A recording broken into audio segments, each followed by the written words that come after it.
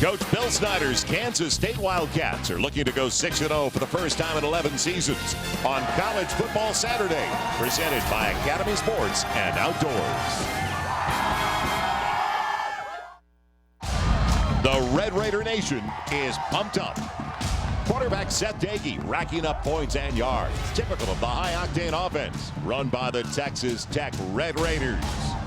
Today, in walks the 5-0 undefeated Road Warriors, the Kansas State Wildcats.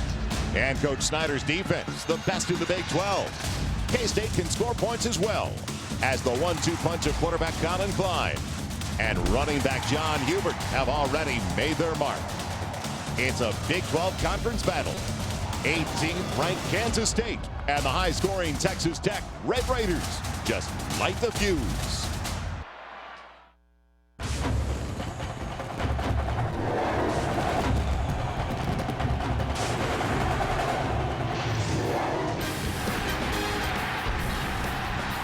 Welcome to Jones AT&T Stadium for Big 12 College Football Saturday, all presented by Academy Sports and Outdoors. As tonight, the 18th ranked Kansas State Wildcats match up with the Red Raiders of Texas Tech. And as we look at the Big 12 standings, well, we're going to watch one of the undefeated to the Big 12 tonight, the Wildcats of Kansas State.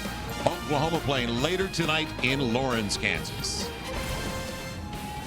Hi, everybody. Joel Myers alongside Joel Klatt, and welcome to Lubbock. Well, K-State coming in, one of the biggest surprises, Joel, in the Big 12 so far this season. They are a much better group defensively than we saw last year, and offensively, a patient lot led by quarterback Collin Klein. Well, and I like Collin Klein a lot because this guy starts with decision-making. He's a very smart football player with a high football IQ. In the run game, he's asked to make a lot of decisions. Those decisions affect the leverage of the offense against the defense, and he's done a sensational job during the course of this season. He's carried the ball 115 times. That tells me that this is a tough player. He invites contact. He's 6'5", 230 pounds. He's tough. He plays very clean football, and he doesn't turn the ball over. In fact, this team, I would say, takes the identity of their starting quarterback. Well, not much has changed here in Lubbock. In fact, the Red Raiders of Texas Tech come in ranked 7th in total offense in the nation, and they are led by one of the most explosive quarterbacks in the country throwing the football in Seth Doege. This is his first real consistent playing time since he was a sophomore in high school. He tore his knee up as a junior, tore his knee up as a senior in high school, and then he sat behind some very good quarterbacks here in Lubbock, and now he's gotten his chance to throw the ball around the lot for the Red Raiders. 71% completion percentage, 17 touchdowns, and only 1 interception. He's a coach's kid, he's very smart, and he's very tough. Kind of the same old thing for Red Raider football. 3 touchdown passes in each one of his games this season, including 40 of 44 for an NCAA completion percentage record against New Mexico. This guy can throw it. When we come back, we're going to join Kevin Frazier and Marcus Allen in our Coors Light studios. You're watching Big 12 College Football Saturday, presented by Academy Sports and Outdoors.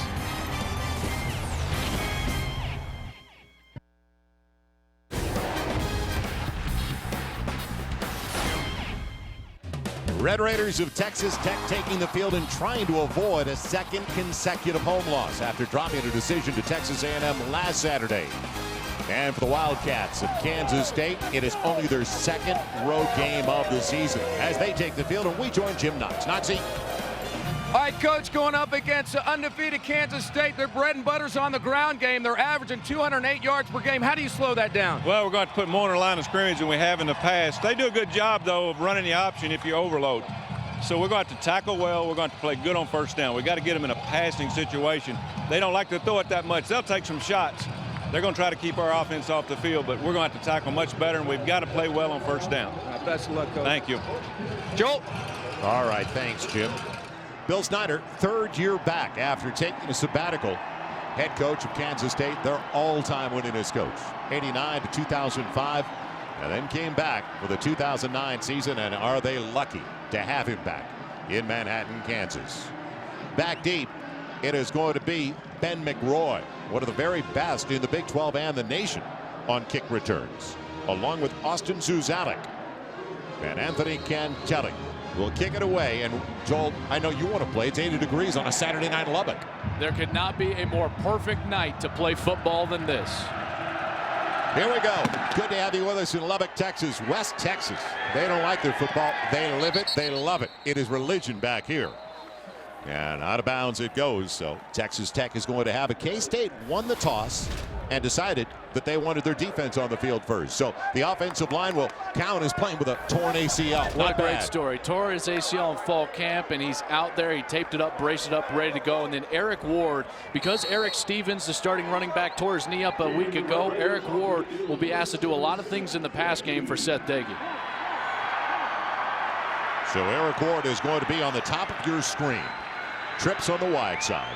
And they're going to start Aaron Crawford in the backfield for Eric Stevens.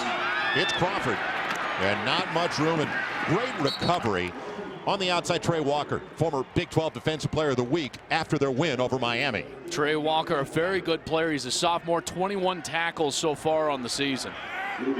Now, the tempo offense of Seth Doege and Texas Tech, limiting personnel situations and substitutions for defensive reasons for K-State. Underneath, in and out of the hands of his intended target, Cornelius Douglas. Now, defensively, we have a second. Volker is going to be the defensive end, and I say a second the way they like to snap it. Junior college player. He walked on to Kansas State, and he's got 4 sacks on the year. Arthur Brown, transfer from Miami, very good. And then Ty Zimmerman, last year was a freshman All-American. It'll be a 3rd and 10 early.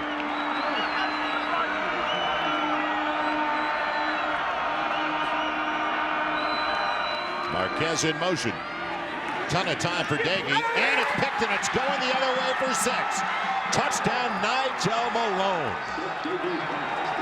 That makes it 4 over the first 5+ games for Nigel Malone. And I'm talking about interceptions. Boy, do they capitalize on mistakes.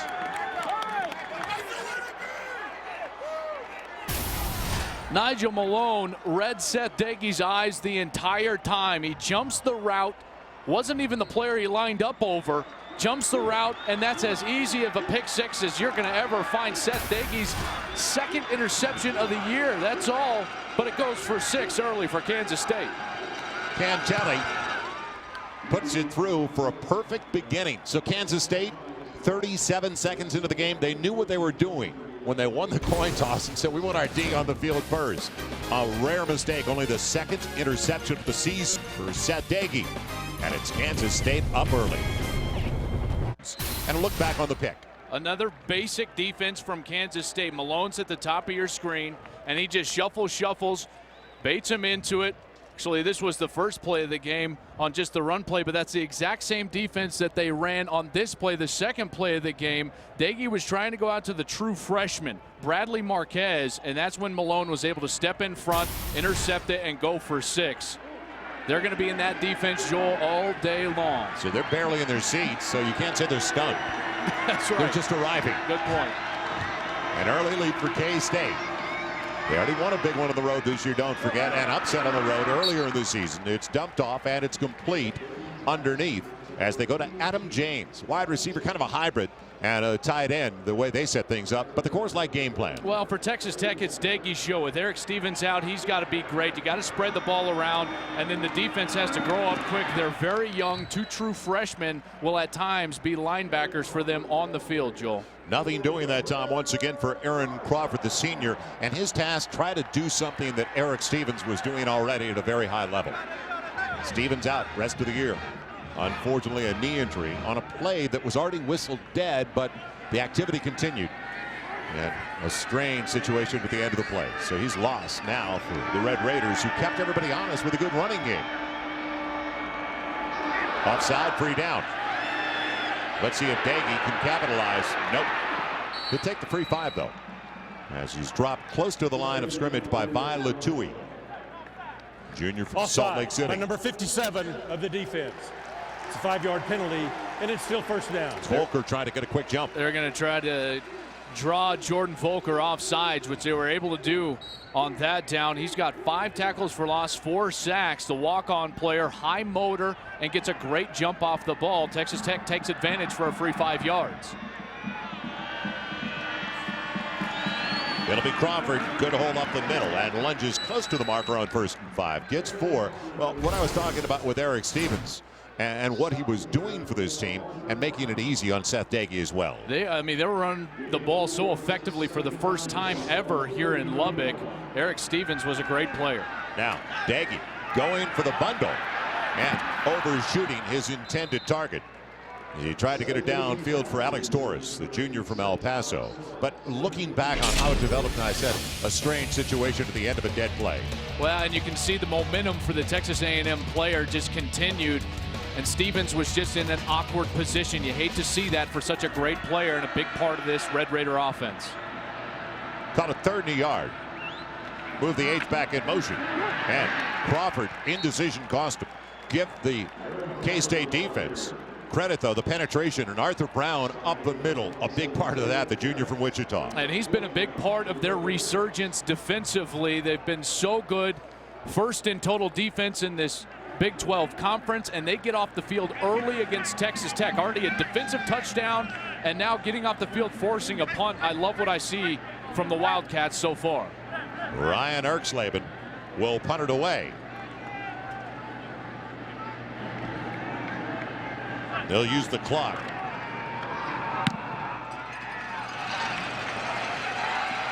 K-State from the 12. Man, a little lane over to the right side, but good play again. He's brought down. Tremaine Thompson brought it down, but Marquez caught up with him. The wide receiver gets another wide receiver on special teams play. Welcome back to Lubbock. Just about 3 minutes into the contest, Kansas State getting the ball for the first time offensively. They've got a defensive touchdown. We'll talk about that.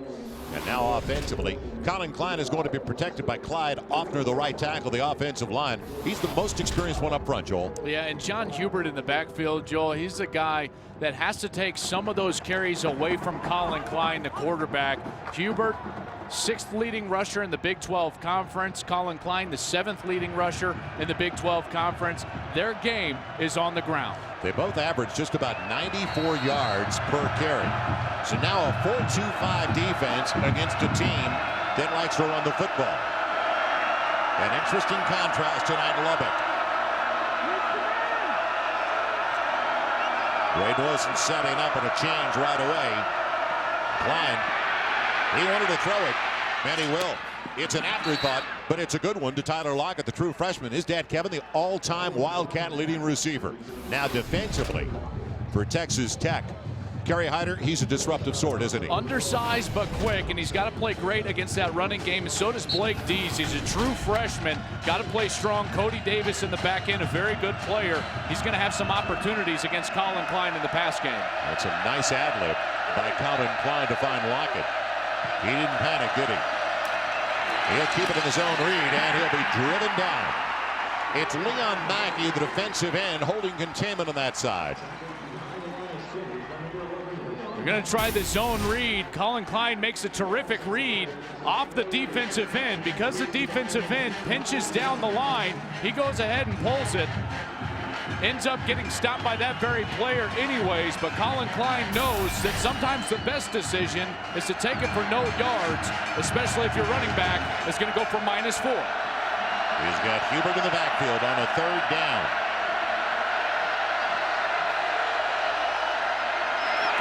Batted up in the air and timed beautifully. That's Scott Smith, the senior from Hawaii, on the other side, the defensive end. They are so happy to have Scott Smith back after a suspension and playing very well. This defense will be much different with him on the edge. Right side of your screen, Kansas State's trying to cut him. You sight Offner on the ground trying to cut Scott Smith. Didn't bite. Hands on the offensive lineman. Gets his hands up, bats it down. Dorn, the junior from Katy, will punt it away to Austin Susano. And let's see about the exchange field position-wise. They go after it. Just barely missed getting to Dorn's punt. Fair catch called for. Man, when we come back, Texas Tech is going to have it down by 7 for the 3rd time. They'll have it. They'll have it in good shape at their own 35. Welcome back once again to West Texas. Boy, we've seen a lot of changes of possession already in just 4 minutes of football. Next weekend, how about the lineup? And it all starts with our FX College Football Game of the Week. 7th-ranked Oklahoma State, a winner over Texas earlier today, taking on the Missouri Tigers in Columbia. And K-State, Kansas, Lawrence. The Wildcats are on the road again. Oregon, Colorado, we're going to be in Boulder, your old stomping grounds, Joel. Tulsa and Rice, I had to rub it in. Oregon State, Washington State. That's College Football Saturday. It starts next weekend at noon Eastern, 9 Pacific, of course, in high definition. Buff struggling a little bit this year, Joel. Just a little. Quick one, bubble screen. And talk about the resiliency. I mean, getting out there and bringing down the wide receiver as it's taken in over there by Eric Ward. But Zimmerman, and it'll look like 5 to 10 yards. Zimmerman gets him after 3 or 4. Nothing for Crawford. Boy, the running game. 5 carries, 8 yards for the running game right now. You think they miss Stevens early? Well, it's going to be tough because Kansas State obviously faces their offense every day in practice. Iron sharpens iron. A good running game breeds a good defensive run game. That's what you're seeing for Kansas State so far. So slow start offensively for the Red Raiders, but give the Wildcats credit. Now Doege, ton of time. Perfect timing. Adam James, first down. Second first down of the game for the Red Raiders, and in K-State territory for the first time. James is going to have a big game because they are playing off. It is basic defense with 2 free safeties way back. James right over the middle. You see all the free space that he has. Seth Doege finds him easily. Going the other way, trying to make it work and hanging on for dear life. The defensive back on that side, Alan Chapman, gets Swindoll. Good play by Chapman. Yeah, Chapman normally just the nickel back, but he'll play almost every snap tonight versus the spread sets at Texas Tech. Speaking of spreads, man, do they get you out. They had 3 up top, wide side of the field. Go that direction, inside the 20, it's complete. 5, touchdown. Taken in by Douglas. Red Raiders with a flag on the play.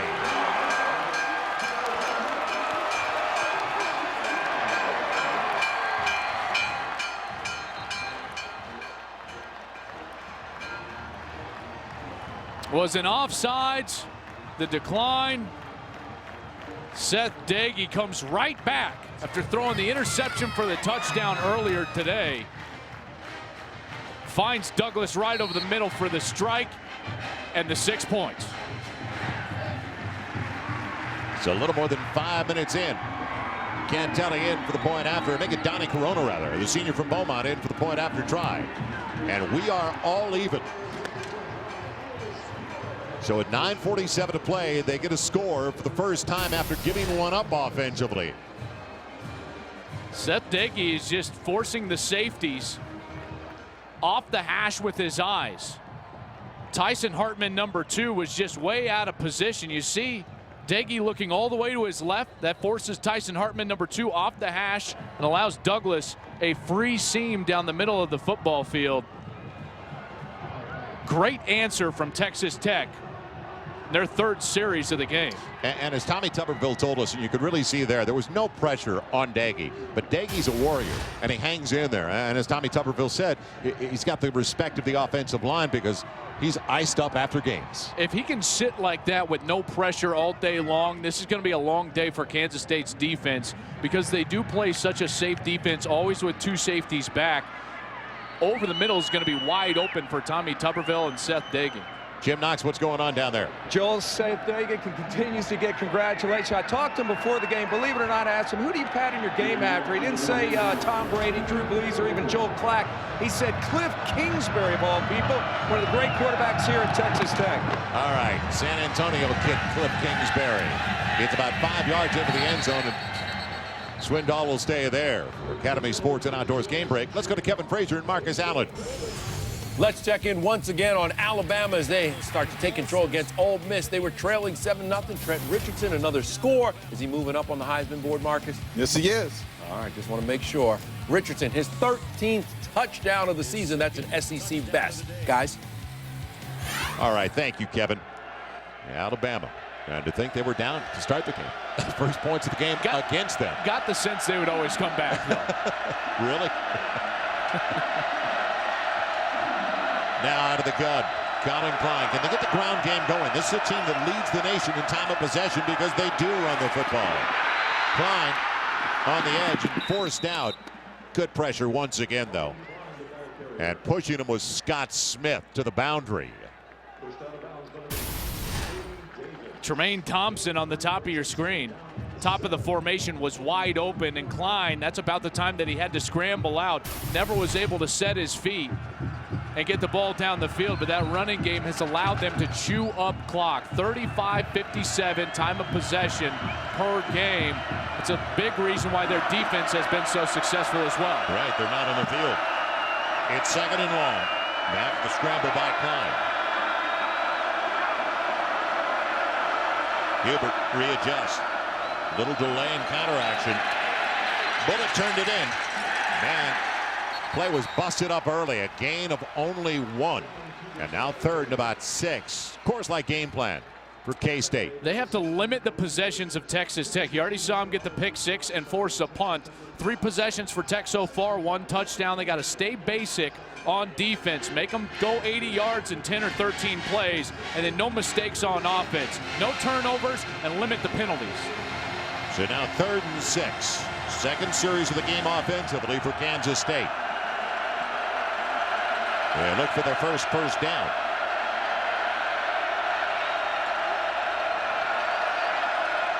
Four-man rush. Underneath and wide of the intended target, Thompson. It was available too. And he had good protection. Was able to step into that throw, and it just sailed on him a little bit outside of Thompson's reach. Klein's going to have to make some plays on third down to keep his offense on the field. Already a couple of third failed down conversions now for the Wildcats. Zuzotic back in Joel field position, so important for a Kansas State team, especially if they've got to play catch up. And right now it's even, but it looks like, barring a turnover, Texas Tech is going to have good field position again. Doyle will punt it inside his own 15.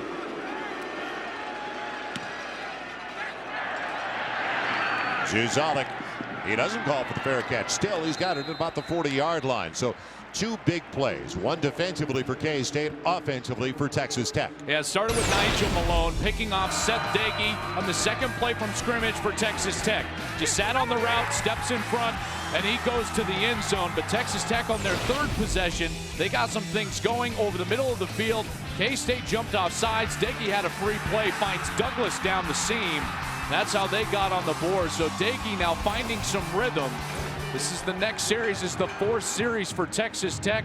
They found some success over the middle. Let's see how Kansas State reacts to that success for the Red Raiders. Empty backfield. 5 set up at receiver. Man, a little cross in the flat. Man, way too easy for a gain of about 15. So right away, Texas Tech showing what they can do. If you can't get to Seth Doege and force him to throw the ball quickly, it's going to be a long day. The runoffs of the outside receivers leave big seams in the underneath for the running backs and tight ends. That was Ben McRoy, and very rarely do they bring him out in those situations. But it worked. Underneath, it works again. And another first down on a gain of 11. So they bring it in with Alex Torres, his second grab of the game. Kansas State has sat in zone every play so far of this football game. They're going to have to mix this up and play some man coverage at some point. Tripped up out of the backfield. And they're mixing things up now, as the running back that time was DeAndre Washington. So Washington, he's their fastest running back, a true freshman out of Missouri City, Texas. Doege on the quick count. Ton of time. Washington can't make a miss. Why? It's Arthur Brown. That's why. He's that quick. And that's exactly what Kansas State wants them to do, is force the check down and allow Arthur Brown a one-on-one opportunity to force a third down. Now Kansas State, an opportunity on third down to force a field goal or get off the field. 8 of 11, Seth Doege in the passing department. He sits 7 straight. So not exactly overwhelmed by throwing a pick early in the game. He's bounced back. It'll be third and short, third and about 5. Looks one way, bubble screen the other way, and throws it away. And that's a break because Washington was well covered. And a great job by Kansas State of getting off the field, forcing a kick, whether it's a field goal or a punt. Nice job from Kansas State there, because Texas Tech had things rolling on that series for the first few plays. Donnie Corona is going to try a 48-yard field goal. Academic All Big 12 last year. He's 6 of 8 so far this season. He has a 49-yarder. One of his 6 makes. Exchange is good, and it's blocked. No shot. Kansas State, like Virginia Tech, one of the best teams in the nation when it comes to special teams play.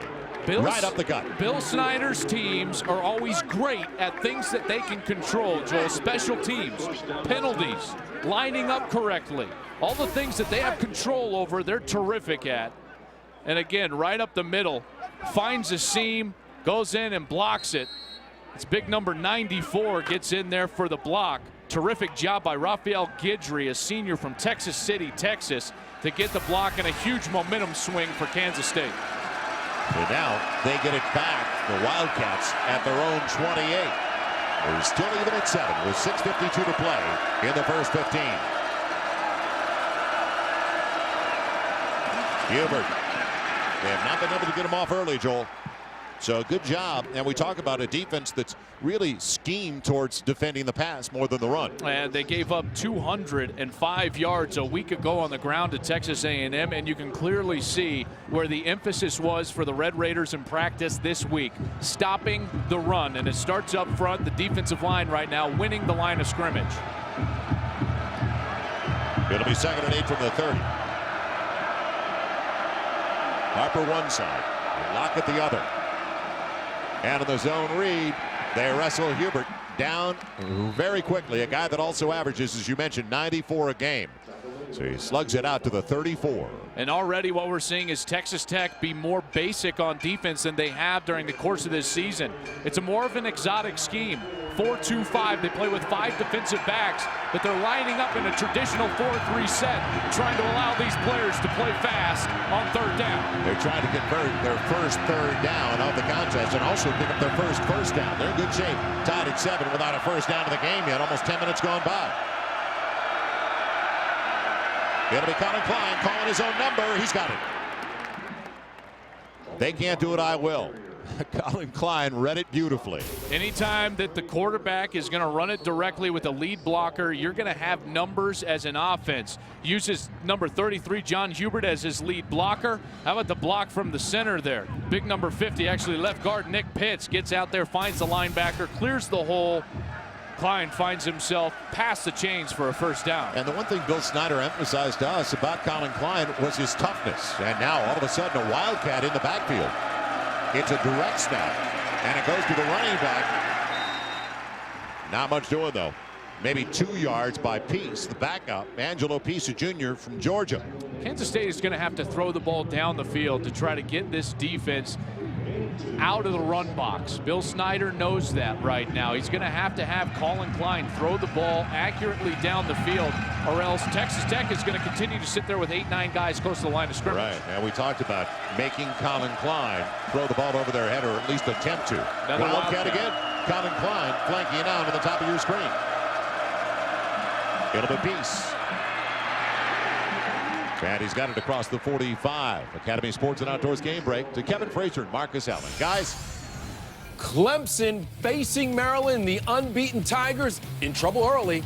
Taj Boyd throws just his 3rd interception of the year. Cameron Chisholm cashes it in. Clemson trails 14-10 in College Park. Joel? All right, thank you. Tough place to play, as Miami found out very early this season, Kevin. Thank you. Now, it'll be another 3rd down. 3rd and about 6. Hubert stays with Klein in the backfield.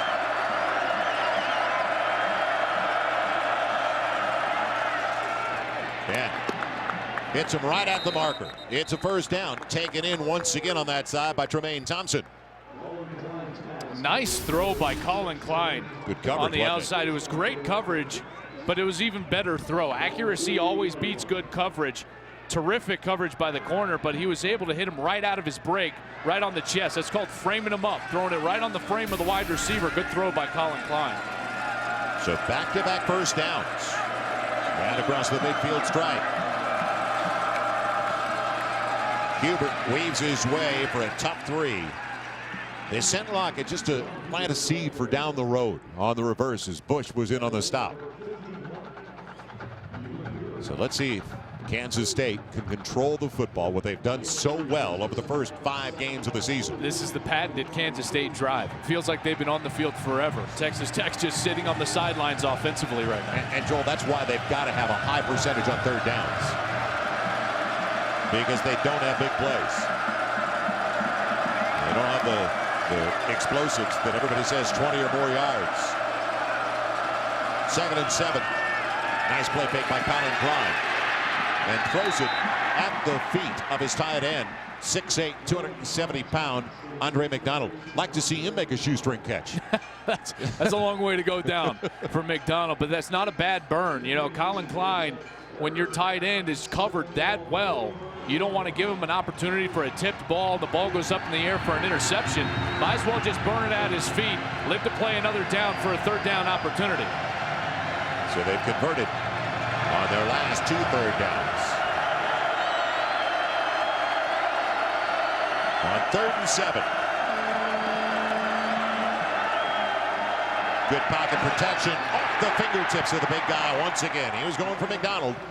And he's fortunate on a deflection like that, there wasn't somebody behind him to pick it. Texas Tech did a great job on the last play of forcing the 3rd and long. Colin Klein lets this sail just too high for Andre McDonald, but the reason that they're in that situation is because it was a 3rd and 7 rather than a 3rd and 4.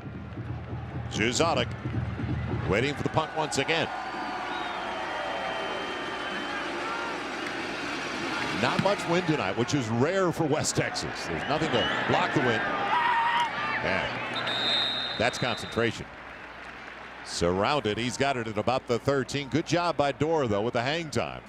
And what a change in field position. The defense of Kansas State, the most improved area of their team. I mean, what a change for them from last year to this year. It starts with the run game. You've got to stop the run. They've been able to do that. Total defense, you see the disparity there from last year to this year. And then the points, 29-16. Overall total defense, Joel, they're the #1 defense in the conference right now, and you can see why. Very basic, and they force you to execute down the field. It'll be Crawford. Or check that. Yeah, Crawford out of the backfield. Little jump cut over to the right. Gets it out to the 15. After all is said and done, only a gain of 2, though, as Trey Walker got over there. This defensive line has been so good. Volker, Kibble, Latui, and Williams, all transfers from junior college, and they've come in right away and been a force. And Volker has been a force as a former walk-on. Doege has time on the comeback route. Man is complete. Close to the 1st down. It'll depend on where they mark it, as it's brought in by Eric Ward, the sophomore from Wichita Falls. Meshach Williams, number 42, had his target, the bullseye, right on Seth Doege. Was just a hair late. Crawford, little misdirection, lunges for about 2. And our apologies for one of our microphones picking up anything down on the field you might have heard. He was definitely down on the field. It didn't come from the booth. It's tied at 7 with 95 seconds and counting left in the 1st quarter. The tempo that we've seen over a decade now, the rhythm offense of Texas Tech. Ton of time for Seth Doege. Man, his receivers read it perfectly, don't they? Coming back once again, different receiver. It's Terrell Miller this time, the sophomore from New Orleans. And a terrific timing route. The timing between the receivers and Seth Doege is impeccable. You can see the product of throwing the ball for years and years and years. Marcus Kennard, number 88, comes back perfectly out of his break. So Doege, who is now 10 of 14, has gone to 8 different receivers already. Little delay, and one of the better runs as they get it from McRoy, or make it DeAndre Washington. First 10 line is all brought to you by Mazda. So in the final minute, the wild start to the contest. First pass by Doege going the other way for a touchdown, and concentration, I guess. It's complete after a bobble by Eric Ward. And he's got the 1st down. Yeah, that was Trey Walker from his outside linebacker spot, running out, trying to run underneath this route. Pops the ball out of Ward's hand. Terrific concentration from Ward to bring that back in. Going for the bubble screen again. And not much available. Boy, the defense can recover. Torres on the outside, but give K-State credit. A lot of credit because they're forcing Texas Tech to snap the ball more than they're used to. Remember, they're used to scoring within about 6 plays. Defenses will create vulnerabilities and they'll go down the field. Kansas State forcing them to snap it over and over. Flag is down, going for the bundle. Jump ball inside the 10. It's complete. What a grab by Swindoll. It looked like it could have been offside.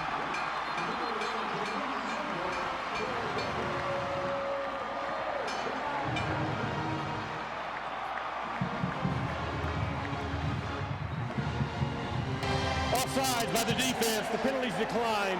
It's a first down. That's Tremaine Swindoll, a senior from Oklahoma City. Well, and now twice, Texas Tech and Seth Doege right there over the ball. The nose tackle jumps for Kansas State, drives the coach nuts. But Seth Doege twice now has realized that he's had a flag on the ground and a free play, and he's gone down the field. Won the touchdown to Douglas, and now down the seam, down the sideline to Eric Ward. Puts the ball 1st and 10 inside the 10. So after the junior from Wolford, Texas, Seth Doege had a disastrous start. He's recovered pretty nicely, and they're driving 1st to goal when we come back for the Red Raiders. You're watching Big 12 College Football Saturday, presented by Academy Sports and Outdoors. Welcome back once again on a beautiful night in West Texas. Joel Myers, Joel Klatt, Jim Knox. We're in Lubbock. Last snap before we went away at the end of the quarter, Joel. This is a terrific job of recognition. Seth Doege recognizes the blitz and the safety moving to the middle of the field, and he knows that Alan Chapman is one-on-one on the outside with his receiver, Eric Ward. He looks off the safety and then goes right to the one-on-one coverage and then puts the ball high for Ward to go up and get it at its tallest point against the shorter corner. Alan Chapman, only 5'11", 180 pounds. So a terrific job by Seth Doege of recognition and then just giving the wide receiver an opportunity to catch the ball, Joel. These guys are athletic. This is what they came to Lubbock to do. And you got to give them the opportunity, and Doege did on the last play. And they haven't missed a beat under Tommy Tuberville as That's well. Right. It's been a seamless transition because they got a guy that's a pro and has been successful elsewhere.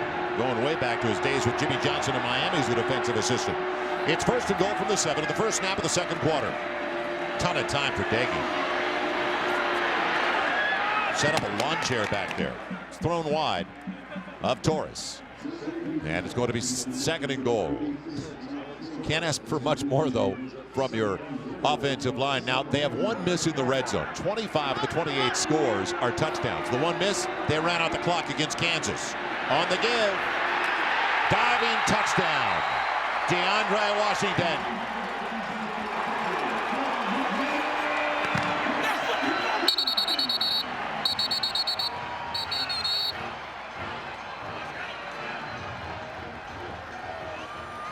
This is the guy I thought would carry the load in Eric Stevens' absence. The true freshman DeAndre Washington out of Missouri City, Texas. Carry over the left tackle, puts it into the end zone. It's Corona for the point after. So the last 14 points of the game from the Red Raiders, and they have dominated the proceedings so far. The only points for K-State came from their defense as Texas Tech has their first lead of the game.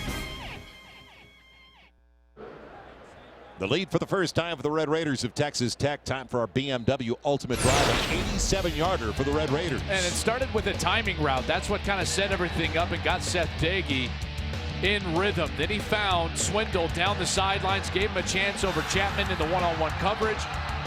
1st and goal inside the 10, and then the true freshman, the fastest guy on the field when he's in the game, DeAndre Washington, finds himself in the end zone. He's only 5'7", 182 pounds, but a bright future here with the Red Raiders. So 10 plays, 87 yards. That's what Kansas State wants to force them to do, is snap it about 10 times, but they just executed better than the Wildcats found themselves in the end zone. Lockett waiting back deep, along with Tremaine Thompson. So 14-7 lead for the Red Raiders. And a returnable one down the middle. It'll be Lockett from the 1. Nice lane over to the right side. Angles it beautifully up the middle. He might go the distance. Do they have an angle? He's completely run stolen away from them. Lockett's in. Touchdown, K-State. Special teams so big once again. A block field goal, and now a kick return for a score. 99 yards for Tyler Lockett. Decisiveness in the kick return. Joel, I always say it's one of the best traits that a returner can have. He follows his blockers, and then when he sees the lane, bang, right there. He cuts back, and he's north and south, straight up the field, and now it's all about speed. Angles away from the defense. The kick return, kickoff team, and finds himself in the end zone. What a great return from Lockett. And then they go and miss the extra point. A rarity. So Cantelli cannot tie it up. It's wide left on an extra point. 14:32 left in the first half. A wild start as K-State doesn't have much offensively, but they're right where they want to be. Great smiling with good reason. 18-year-old true freshman Tyler Lockett out of Tulsa. And boy, the Lockett family has been very good. It works both ways for K-State. Generational deal. Kevin Lockett, of course, was a terrific receiver. Kevin's brother Aaron was here, and Tyler Lockett, Kevin's son, shows up at Kansas State, had that big reception against Miami, and now a huge return against Texas Tech. A true freshman, won a state title a year ago. How about that smile?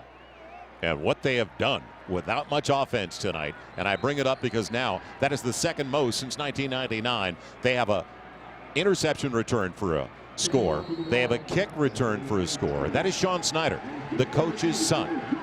And he is their special teams coordinator. Does anybody, since he took over in '89, and you got to remember there's a lot of JUCO transfers on this squad and former walk-ons we talked about, does anybody get more out of his team than Bill Snyder? They're only down by a point in a tough place to play. It is McRoy. He is 7th best in the nation on kick returns with a stiff arm, only to the 24, and takes his shot. Now, a look back on the magic Lockett just provided. I thought it was decent blocking. It wasn't great, but he found the lane, the decisiveness to cut back.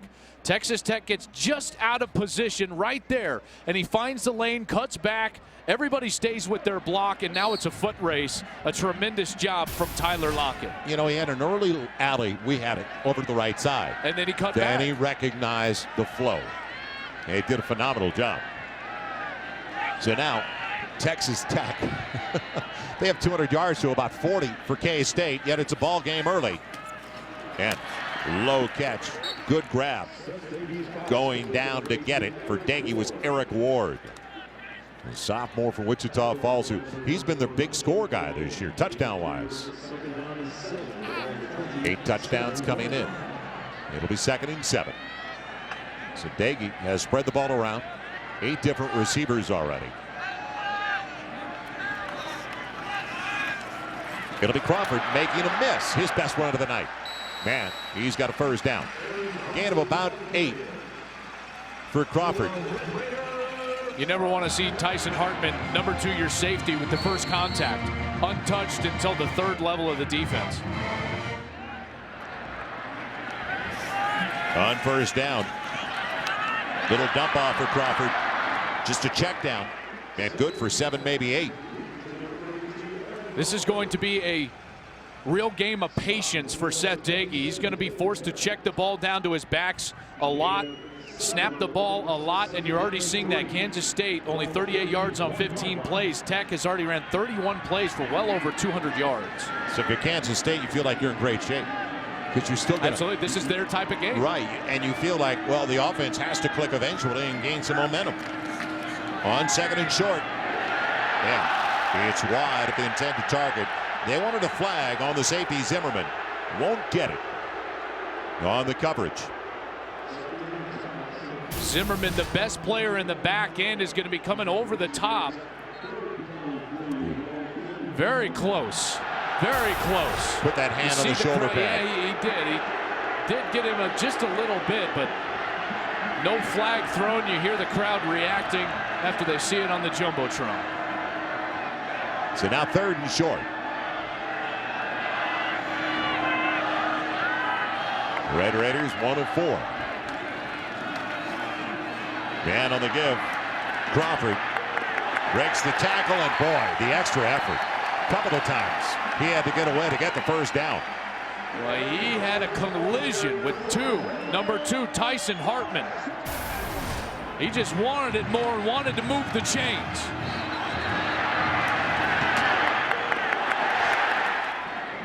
That'll be a first down to the 46. Doege low and away. And that was almost one time where we didn't see a lot of conviction in the throw. There is a flag and is a roughing on the quarterback as he looked for Eric Ward. Holding number 66 of the offense. It's a 10-yard penalty, and it's still second down. That's Gallington, the right guard. I thought that could have gone either way. Volker is at the bottom of your screen. He was coming in. Actually, it was on number 94. You see how Doege goes down late. Anytime he goes down late, you just never know about that flag. They're going to get him for the hold, pushes Tech back. Now on 1st and 20. Bubble out in the flat. And nothing doing for Douglas. That plays directly into the hands for Kansas State. Forcing the short pass from Seth Doege, corralling the ball carrier, tackling well in the open field. Texas Tech needs to attack the middle of the field right now, those middle seams. Doege looking underneath, goes over the top. It's available. Douglas has it for a first down inside the 30 and on the spin to the 25-24. Joel, exactly what I was talking about, the middle of the field and the down the field seams. You're going to see the big open area in the middle of the field past the linebackers. If you get the protection and you get past that second level, it becomes a very easy throw. He hit him in stride. And another offside on Kansas State. Third time tonight. Doege, middle of the field and behind his intended target. He was trying to get it to Marquez, but he had a free snap once again. Boy, that hard count's working. Uncharacteristic of Kansas State. Offside, number 95 of the defense. It's a 5-yard penalty, and it's still first down. That's Ray Kibble, who has had a sensational start for this team this year. Kibble's on the inside, and you just hate it when it's your tackles. They're right over the football. The hard count is getting it. That's twice now. The nose tackle has jumped off sides. Bill Snyder is not going to be happy about that. In fact, he's all the way out on the field, giving it to his defense a little bit right now. They need to play discipline. So it's a first down on another long drive for Texas Tech. Yeah, give to Washington. Not much as he's tripped up, maybe two. Jim Knox. All right, Tyson Hartman now back on the field, but a couple of plays ago, that collision with Crawford sent him to the sidelines. They were checking out his neck, but he's back, guys. He sat out the last couple of plays. All right, Hartman, the senior from Wichita. He forced a fumble, a huge play in the Baylor game. Won that by 36-35 when Robert Griffin late in the game for his first pick of the year, and it turned into the winning points. 2nd and 3. Pocket holds up. Yeah, he's got a first down. Going out to Eric Ward once again. So that's 9 now that have caught it from Doege, as Seth Doege is 18 of 24 for better than 220. Not a bad start. He's got his 2nd pick of the year, though. You know, 1 interception with 17 touchdowns over the first 5 games. An interception on his 2nd throw of the night tonight. Timeout has been called by K-State. Adjustments needed.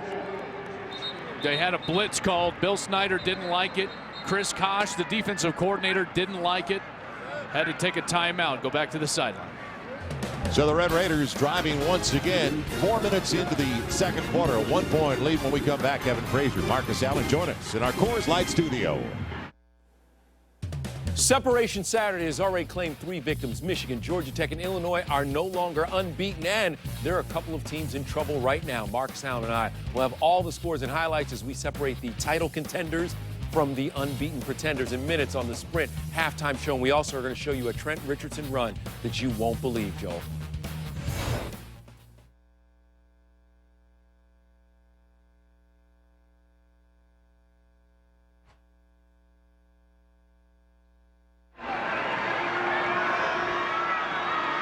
Thank you, Kevin and Marcus. 1-point game, but Texas Tech starting back at their own 24 now as a 1st and 10 of the 11. 11:04 left in the half. Pressure comes and they bat it down on Doege. One of the few times they've actually been able to penetrate like that as Lemur got in there. They finally pressured. They finally blitzed. They played man-to-man coverage on the outside and forced Seth Doege to hold the ball for a fraction of a second longer than he wanted to and allowed the rush to get there. One more guy than Texas Tech could block. And give the block to Ray Kibble getting up there. It'll be 2nd and 10 from the 11. Crawford going nowhere.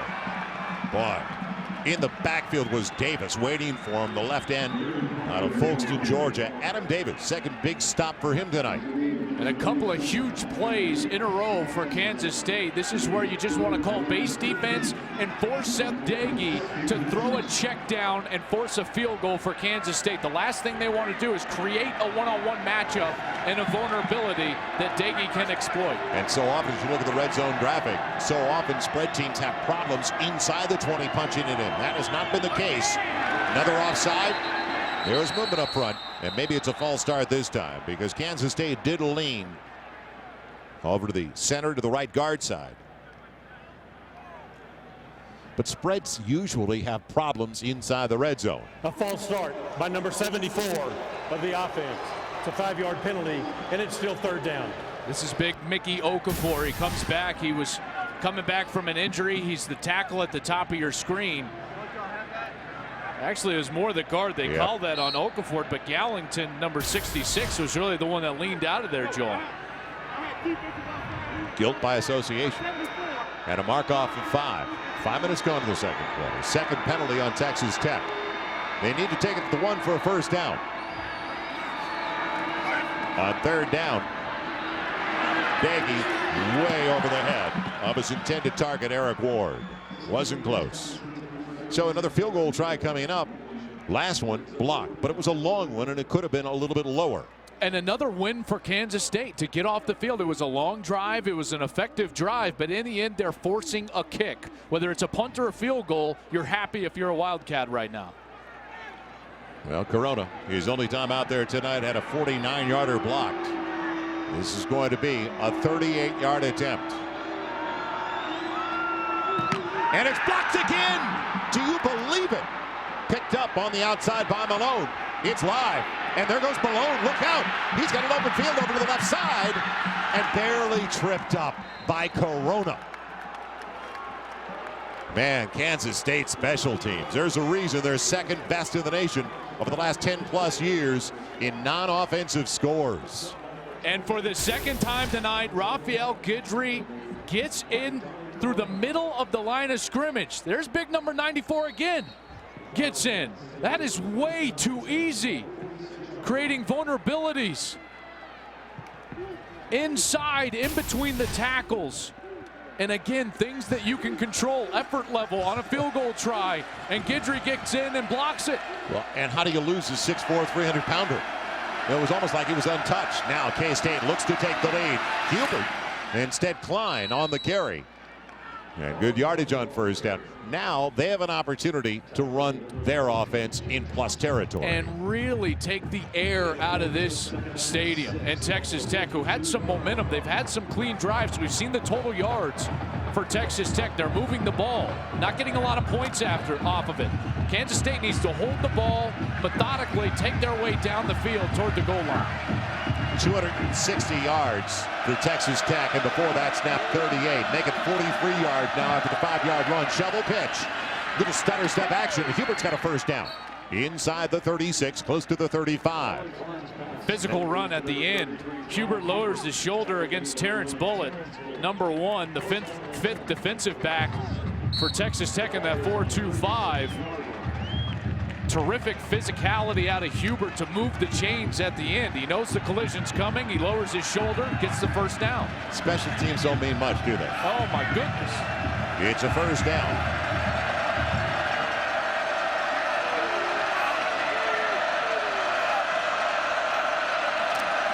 Now short side.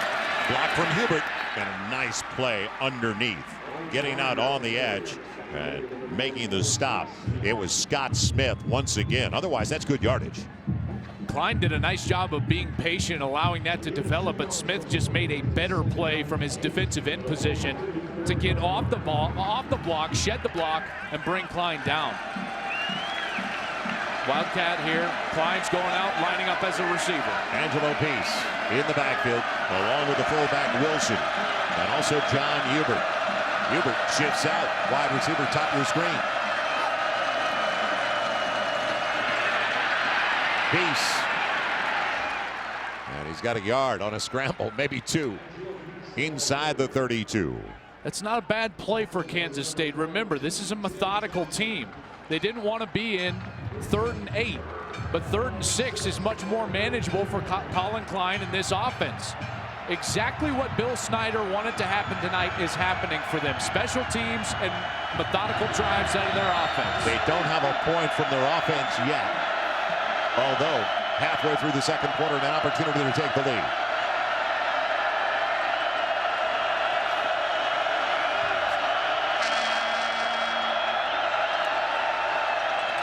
Out of the gun, good time, 3rd and 6, and a low throw, sliding grab, Lockett. He has been the focal point, specials and offense tonight. His second catch and a first down. It was good protection for enough time for Collin Klein. And I got to credit him for the patience of standing in there, even though he's more of a running quarterback, while the pocket is collapsing, and he gets the ball all the way down the field to move the chains. What a great throw from Klein. And it's like Bill Snyder said, he's got the respect of his teammates because of the degree of toughness he brings to the position. It'll be Hubert maneuvering his way and scrambling inside the 15 down to the 13. Boy, it showed some quick feet there. So all of a sudden, quieting things down in the Red Raider Nation. I like the vision for Hubert. He's going to let his offensive line wash everything down to the right. Couple of jump cuts, and that's where he finds green grass to fall forward for 4 yards. Gets 4. And now, as you talked about it, manageable second downs for K-State.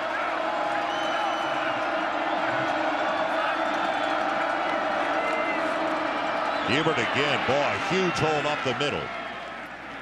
As he's pushed back from the 9, and a flag at the end of the play.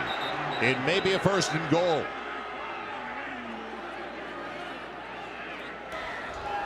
After the play, the personal foul, unnecessary roughness by number 11 of the defense. It's half the distance to the goal and an automatic first down. That's Leon Mackey, the defensive end. Leon Mackey with some extracurricular. He's just beyond McDonald. You see right at the end, that's number 50, Nick Pitts, the left guard. Just too much right in front of the official, draws the penalty. Exactly what Kansas State wanted. 1st and goal inside the 5 with some momentum and rhythm in that running game. Trying to get the first points of the night offensively. Option roll, Klein lunges inside the 1. He's a running quarterback more than a passing quarterback. He is 7th overall. That's quarterbacks, tailbacks, you name it, anything you want. 7th in the Big 12 in rushing. And what a great kid. Had an opportunity yesterday, Joel, with you and Jim Knox and all of us on the production team to sit and talk with Collin Klein, a terrific individual and a tough kid. 6'5", 230, you'd think he's a pocket passer. He's a running quarterback first, averaging over 4 yards a carry this season. And you don't have to talk to his high school coach, I guess. He was homeschooled. That's right. That's right. He's from Loveland, Colorado. It'll be 2nd and goal. And up the middle, he's in. Touchdown, K-State. Took a while, but he was there. So Collin Klein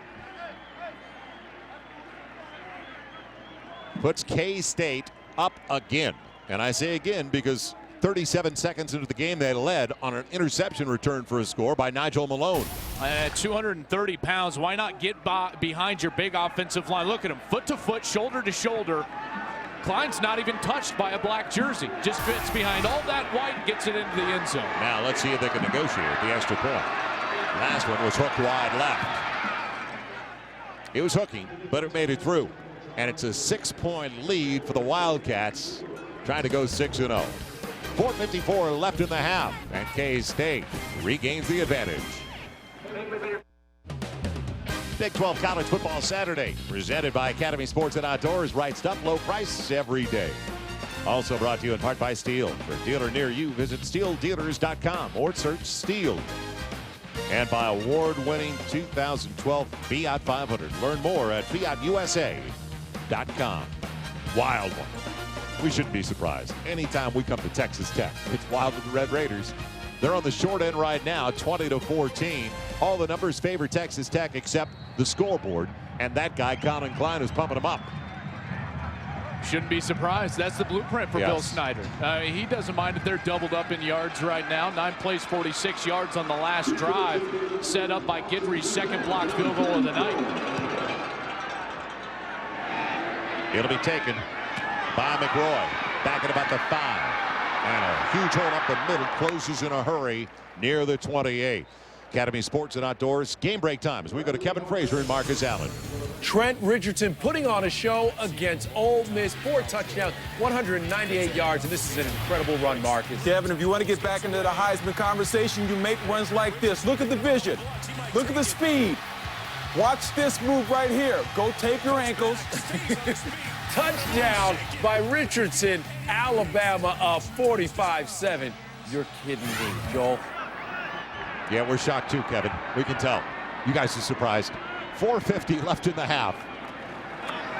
And a little quick out. Taken in. As it's a gain of about 7 or 8 by Swindle. Well, he's already thrown 27 passes.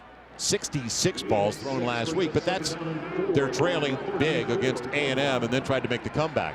It's not a large deficit. Let's see if the running game is going to be a factor. Yeah, it's going to be a factor for a first down. And what a landing that time. Looked like a gymnast, didn't he, Aaron Crawford? Aaron Crawford, very good back. He's not Eric Stevens, but he's a very good back. Crawford and DeAndre Washington, who we've already seen in the end zone tonight, very capable backups for Eric Stevens. So first down. And again, a bullet. Good grab. And good yardage. It's taken in by Torres. Boy, the velocity. Yeah, I like Seth Doege and his presence in the pocket.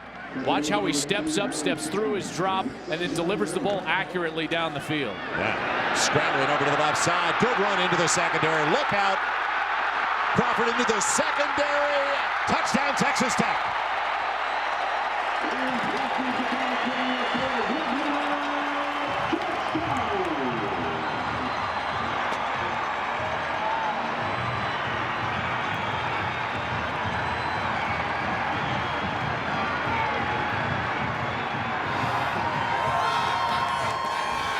.51 yards on the carry for Aaron Crawford. Do you want to go for 2 the way their kicking game has worked? Extra point try coming up for Corona. Took a long time to regain the lead. 4 plays, 72 yards covered in exactly 60 seconds. That is Texas Tech football. Quick strike, offense, offense, offense. Boy, they have got some players. Remember, Eric Stevens goes down a week ago. He's their #1 back. This is their backup, Aaron Crawford. And how about this run? Good balance and vision, finding the hole, and then the cutback late to get himself into the end zone.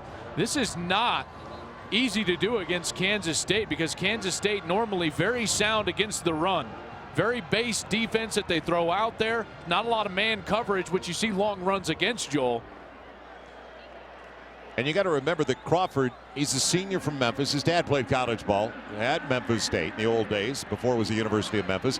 He figures going into the season, how many touches do I get my senior year because of Stevens? He only had 8 carries coming into tonight's ball game on the year. Now he's going to be asked to do much more with Stevens out. Deliver some fireworks there on a 51-yard touchdown run. That'll help your average. He's got 76 yards already on the ground. Inside of 4.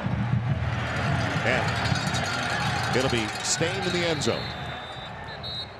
So K-State has it at their own 20, down by 1. Jim Knox. Tell you what, Joel, this is a back-and-forth game. You don't want to miss the second half. Homecoming in Lubbock, so the 12th man could be the difference, like Jane Kirkendall, 1939 cheerleader. Go for it, Jane. 90 years young right there. Joe Clack couldn't do that in his heydays, guys. Knox, don't leave. That's Please help her up, Jim. Oh. I think I just tore my hamstring. It's a 1-point game. It hurt up here. 3:55 left in the half. Now the scoreboard tells the whole story as you look at the differential. The explosiveness of Texas Tech means nothing.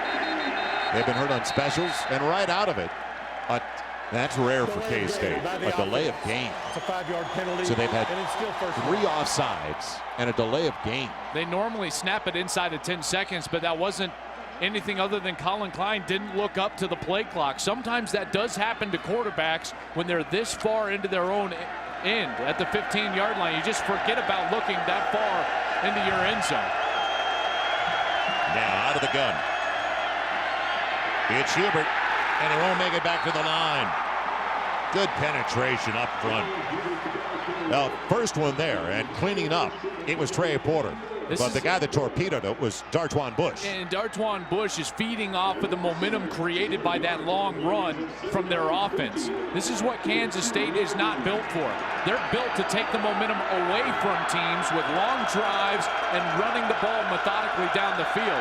Very tough for them when the defense gets the momentum and is playing fast. Coaches say when you're off schedule, it really hurts, and that's the case now for Kansas State. Shovel and a good open field play for Hubert.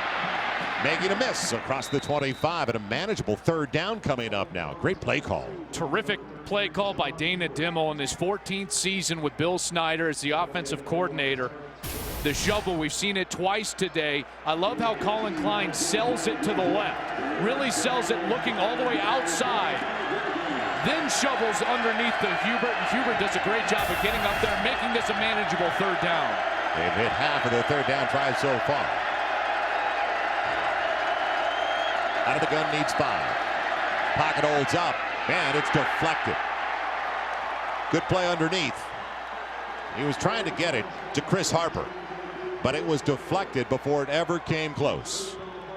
Terrence Bullitt, number 1, fell underneath that route. Terrific defense and anticipation of where they were trying to go. They were trying to throw that curl about 10 yards deep.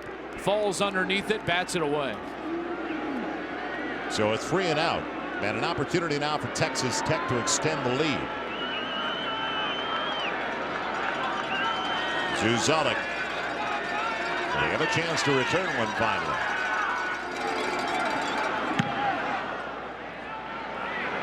Real good hang time for Dorr. Man, ooh, hard hit. And leading with his helmet brings a flag. It was simultaneous on the catch by Zuzelik and the hit.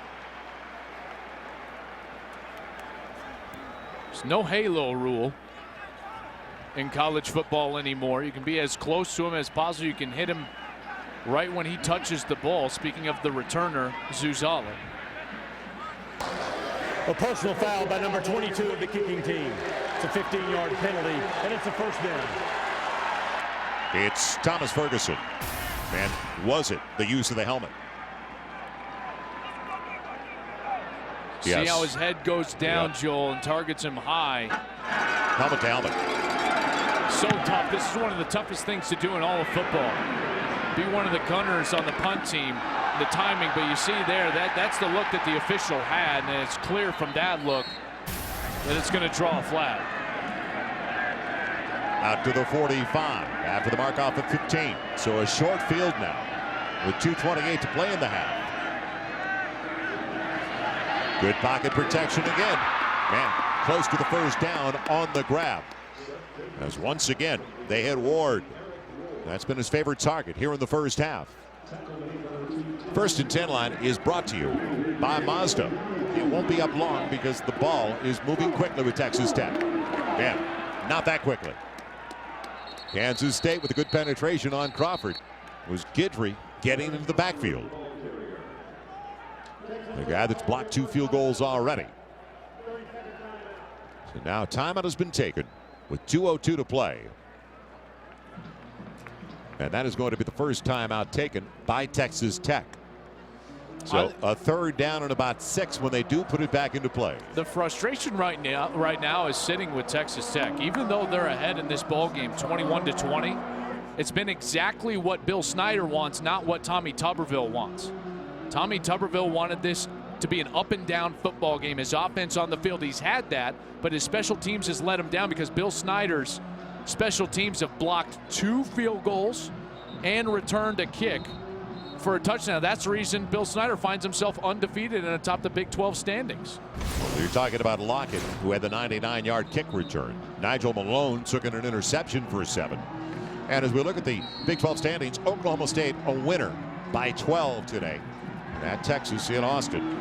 Kansas State coming in undefeated like Oklahoma is going into Lawrence tonight. Yeah, you got to think Oklahoma's going to win that game, so Kansas State trying to keep pace with the Cowboys and the Sooners. Now 3rd and 6. They bring more as Daggy has single coverage and he's got a first down going to Alex Torres. Boy, they gambled on the outside, brought the extra pass rush. Single coverage. Arthur Brown is coming on a bit of a delayed blitz. And Seth Daggy is so patient in the pocket. He knows he's going to get hit, but allows his receiver the opportunity to come open late over the middle. What great poise from Daggy in the pocket. It's complete to the 35. Daggy again. And dropped as it was available. DeAndre Washington. He's done a lot of good things tonight. And that was just resourcefulness by Daggy. He was ready to throw the ball away. Yeah, just manipulating the pocket a little bit to find those extra seconds back there to try to find an open receiver. Very smart from Seth Daggy. So 31, make it 32 after that last one. 32 passes thrown by Daggy in the first half alone. Good pocket protection. And a good grab by Ward. He's short of the first down by about 3.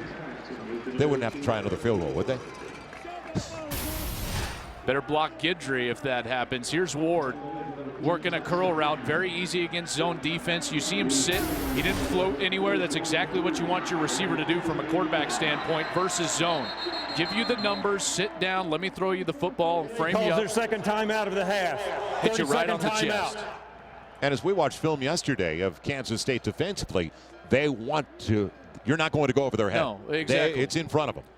Going to try to keep everything in front. They're fine with you catching that 10-yard curl route. Remember, we've seen this all night long. Texas Tech between the 20s going up and down the field. They did block a couple of field goals, so Kansas State is able to get themselves into a kicking situation and then come up big on specials. Jim Knox, what's the latest? All right, Joel, as the offense goes over what next play to do, we'll tell you about the Sprint halftime show. Kevin Frazier, Marcus Allen in the studio, and they'll go over the unbeatens on the road, also the big Texas A&M Baylor game. Let's get a play, guy. They got to play ready, play football. Let's go. And Bill Snyder just used a timeout for defensive reasons.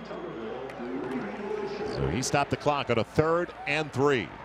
There's Guidry, who's been a big playmaker on special teams as well as getting into the backfield. Now, pocket collapsing. Daggy, little dump off. Will Crawford get there? He's got the first down inside the 25 to the 21. And again, Daggy just didn't panic. In crucial situations, Kansas State is automatically going to that one-person pressure and playing man-to-man behind it. Inside of a minute left. A lot of time for Texas Tech. And grab is made. 1st and goal. Diving to the goal line. Did he get there?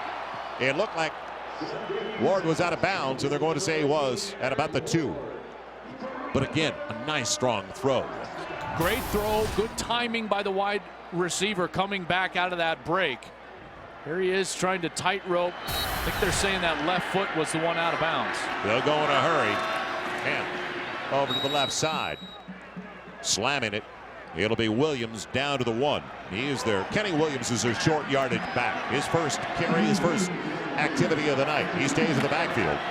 And Daggy will keep it. He's in. Texas Tech touchdown.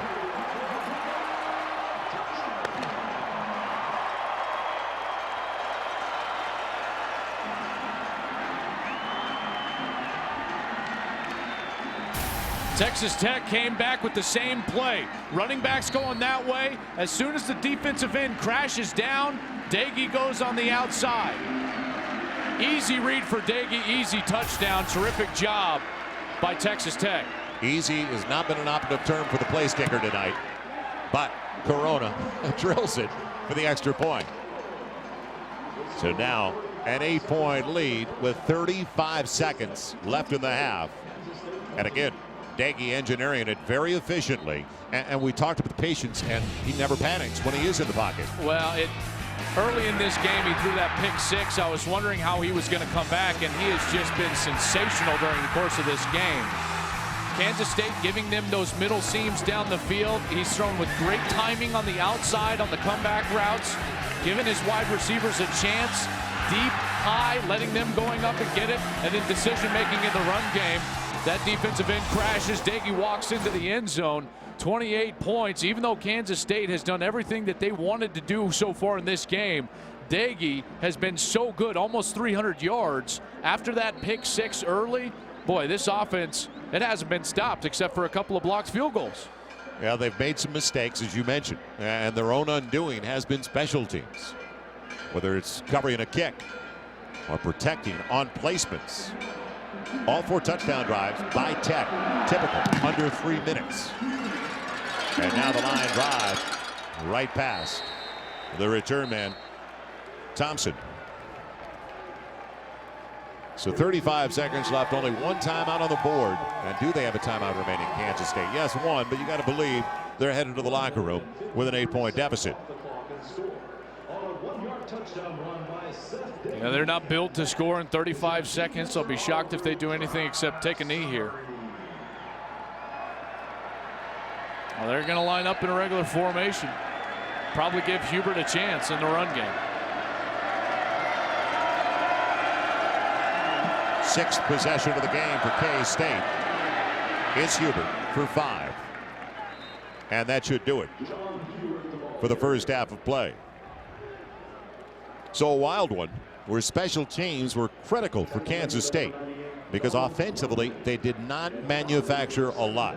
They had that short field after the block of the second field goal by Corona. Man, Colin Klein and Bill Snyder's squad made the most of it. A 46-yard field. And Colin Klein got into the end zone. Their only points offensively. So K-State in great shape when you consider Texas Tech has really marched up and down the field. We check in with Jim Knox. Knoxy. Thank you, Joel. Coach, you got to be pleased. You know, you take away those 2 blocked field goals, a few mistakes in the first half, but yet your offense is clicking. 296 total yards. Yeah, we can move the ball on just about anybody. We're just playing such a horrific special teams. I think we all noticed that. But, you know, we just got to keep our focus. They're doing a good job of turning their body and getting in on our field goals. We can correct that. The big thing we got to do is just keep our poise, and it looks like we did the first half. We usually play better the second half. Hopefully we do. All right, appreciate the time, Coach. Halftime in Lubbock, and Texas Tech leading Kansas State 28-20. When we return, we'll take you to the Coors Light studio with Kevin Frazier and Marcus Allen right after this quick timeout. Stay with us.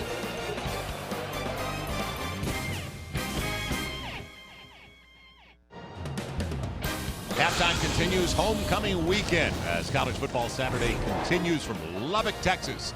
And the Red Raiders, after trailing briefly, have regained the advantage. They're up by 8 at the break, 28-20. And welcome back once again. Joel Myers alongside Joel Klatt. A highly unusual first half, to say the least, but then everything kind of true to form for the Red Raiders down the stretch. It was special teams for Kansas State early. I mean, they were really the story for Kansas State. I thought that the defensive touchdown early in the game, Seth Doege uncharacteristically throws an interception, only his 2nd of the year. Malone takes it in for the score. And then the kickoff return, Lockett, the true freshman, the nice cutback, good vision right there. He cuts back, takes it the distance, a very good speed. And then after that, Texas Tech, they fell into a rhythm.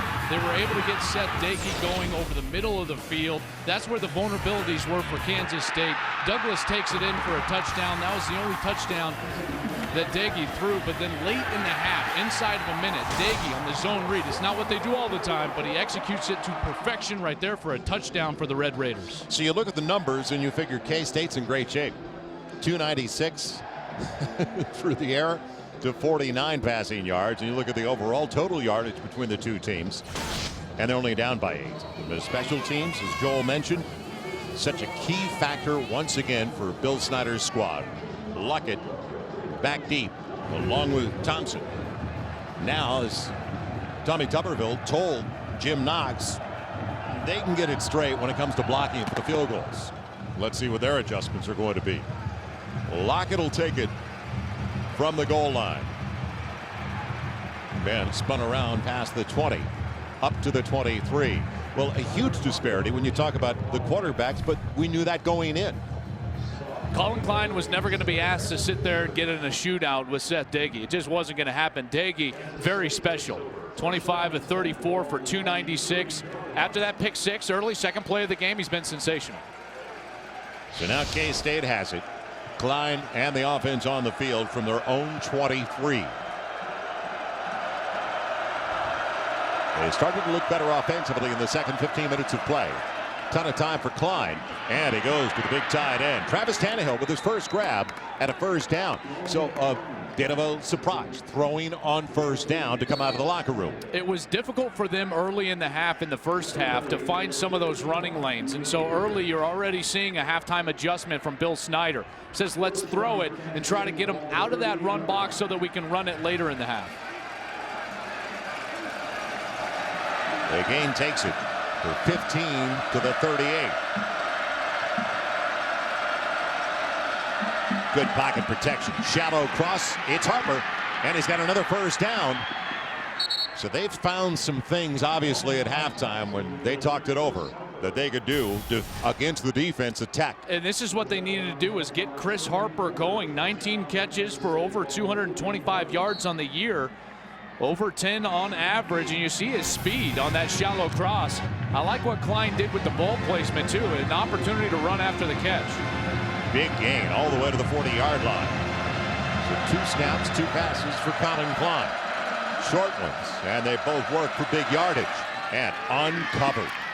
It's Lockett. A breakdown.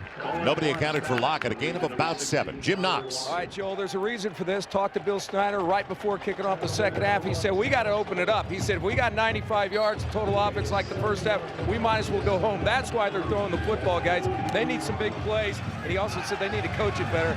Looks like they're doing that right now early on here in the second half. Okay, so a difference in philosophy for Bill Snyder to start the second half. Thanks, Jim.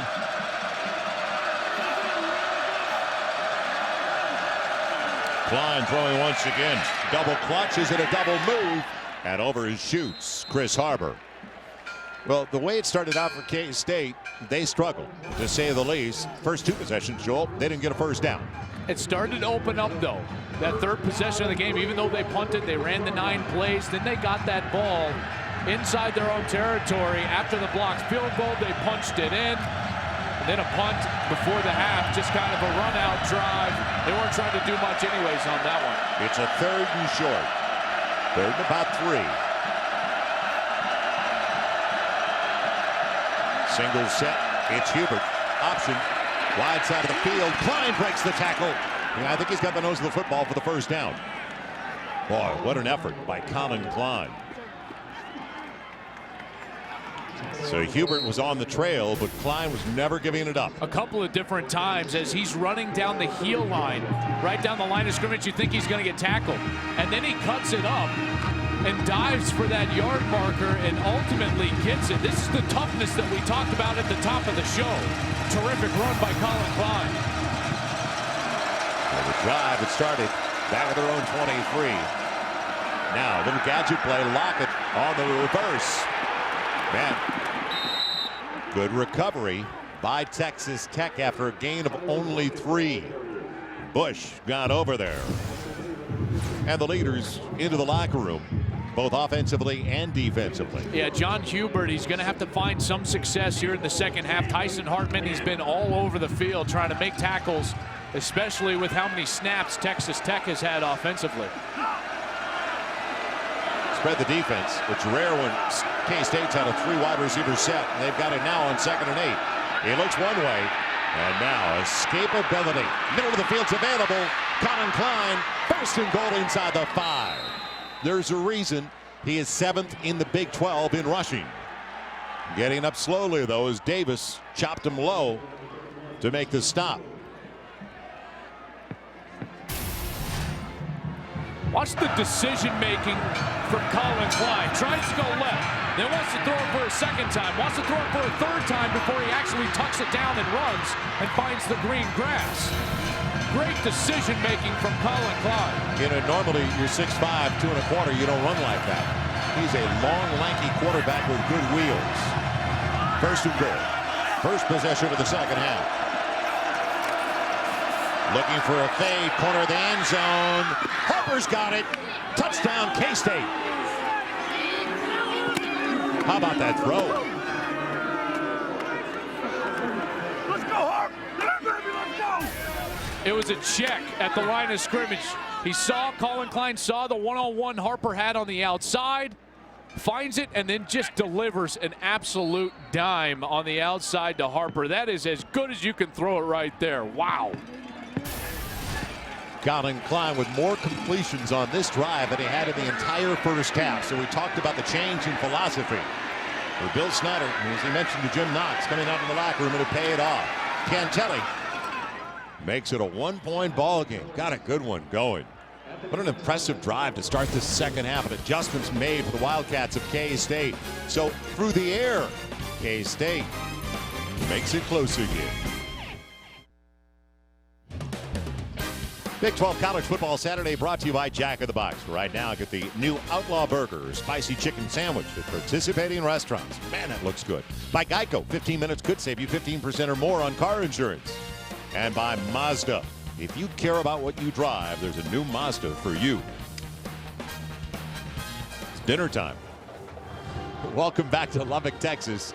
Texas Tech getting ready to touch it for the first time in the second half, and smiles now for the offensive unit. They were frustrated in the first half. They opened it up to start the second half, Joel. Well, a tremendous drive, and it started with Colin Klein and his throwing ability. That's not what Kansas State hangs their hat on, but they did on that last series. Very effective. It'll be Marquez bringing it back. The wide receiver hit early and dropped right past the 20 at the 21. What a burger, what a play. Chris Harper, how about the throw? The throw was just sensational, right where you wanted it, that back corner of the end zone. We call it that back box. The quarterbacks a lot of times in practice will stand there with a trash can and try to throw touch passes to the back of the end zone, make it in the trash can. That was an easy 6-pointer there for Colin Klein. Tremendous throw. So now Daggy back out there after a very successful first half, despite the disastrous start. And hits it out once again. It is Torres. The possessions for the Red Raiders, I talked about it. His second throw of the game was a pick six. Well, after that punt, there was just a lot of scoring chances. Those 2 blocked field goals, the only reason that Kansas State was able to stay close. Daggy on the play fake, and a wide open Adam James. Boy, he's grown into a tight end. I remember when Adam showed up here in Lubbock. Wide receiver, good speed. Now he's 6'2", 230, 35. And the leaders for the Red Raiders. Yeah, Eric Ward, a nice first half. And then Terrence Bullitt did a great job defensively, really disrupting what Kansas State was trying to do. Ton of time for Daggy. Man, coming back to help him out. The grab made once again by Torres. Those timing routes have been so effective for Texas Tech. Daggy's just throwing that right on time, very accurate. The wide receivers do a great job of running out of their breaks, Joel. Perfect combination. Now Crawford, who already has a career high in the first half alone. He had 72 yards. His previous career best was 47. And the opportunity, somebody's got to step up with Stevens out of the lineup the rest of the year. The speed is going to be DeAndre Washington. Another play fake on second down. Man, quickly out on the edge it goes, and Adam James has it once again, and he's right at the marker. There's a flag at the end of the play. A little play action, a run action pass, going to boot the quarterback. He doesn't need to go too far because James is open right away. We'll see what's going on with a little laundry on the field. Pass interference by number 86 of the offense.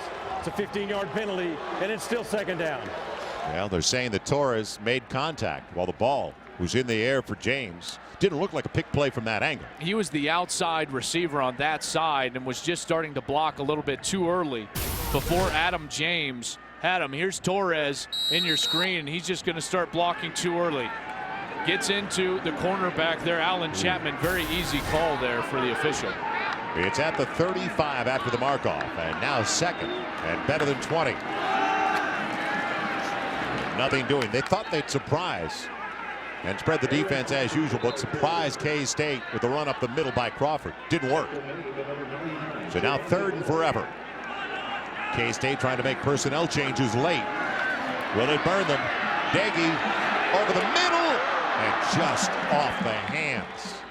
He was going for Zuzalik, the junior from right here in Lubbock. Great coverage by Ty Zimmerman, freshman All-American a year ago, closing in on Zuzalik and goes up. He's actually the one with the chance there. Zuzalik bats it away at the last second. You see Zuzalik's hand. That's the only reason that ball wasn't picked off by Ty Zimmerman.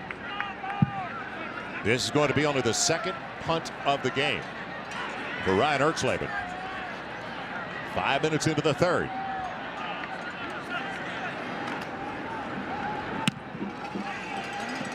And a low line drive. But it'll be a fair catch called for just the same by Thompson. So we'll come right back to West Texas. 5 minutes gone in the third. And K-State gets the ball back, looking for the lead.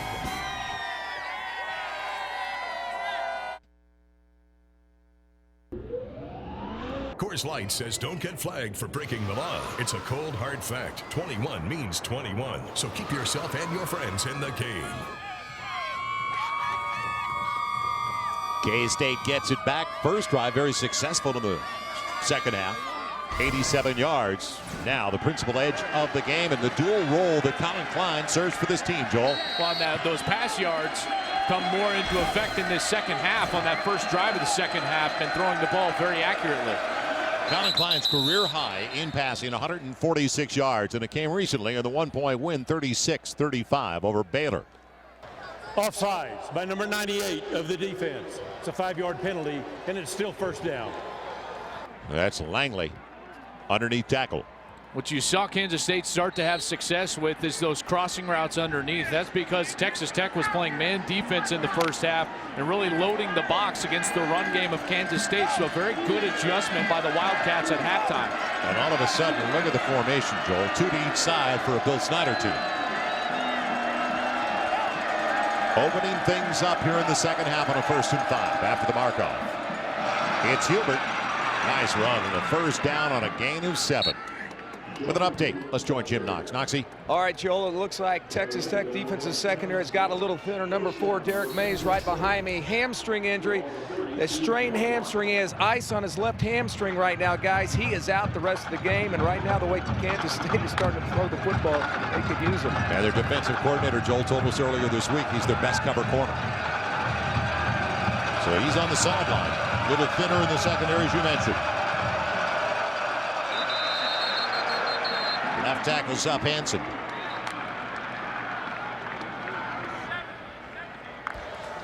A false start by number 70 of the offense. It's a 5-yard penalty, and it's still first down. It's that miserable feeling. You start going. He takes a couple of steps and realizes he's the only one out of the 11. They thought they were snapping the ball. Left tackle starts trying to get after it in the run game a little bit. Feel like you're under a microscope there. Klein checking at the line. He's got a 1st and 15. And quarterback run all the way. Now what a run at that. 8-9 yards for Colin Klein, who averages 94 a game coming in. So we talked about the decisions. Yeah, and this one was just a designed run, so he didn't have to decide to run this ball. They're just going to isolate John Hubert, the running back. Little guy's only 185 pounds, but he went up there and got a great block on Keelan Hubert in the middle of the field for Texas Tech. Good isolation play. Man, he calls that at the line, Joel, where he obviously saw something between the seams. It was available. Now Hubert bouncing out. They washed out the left side, and he's got a first down. Boy, Kansas State now with a shift in momentum. So despite the 5-yard mark off to start things off.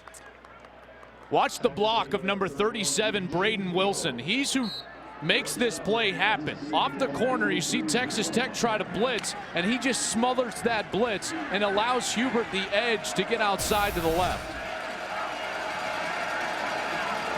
Now in the old traditional look with Hubert directly behind him. Out of the gun on a play fake. Here comes the hit. Ball's free. And did Texas Tech take it away?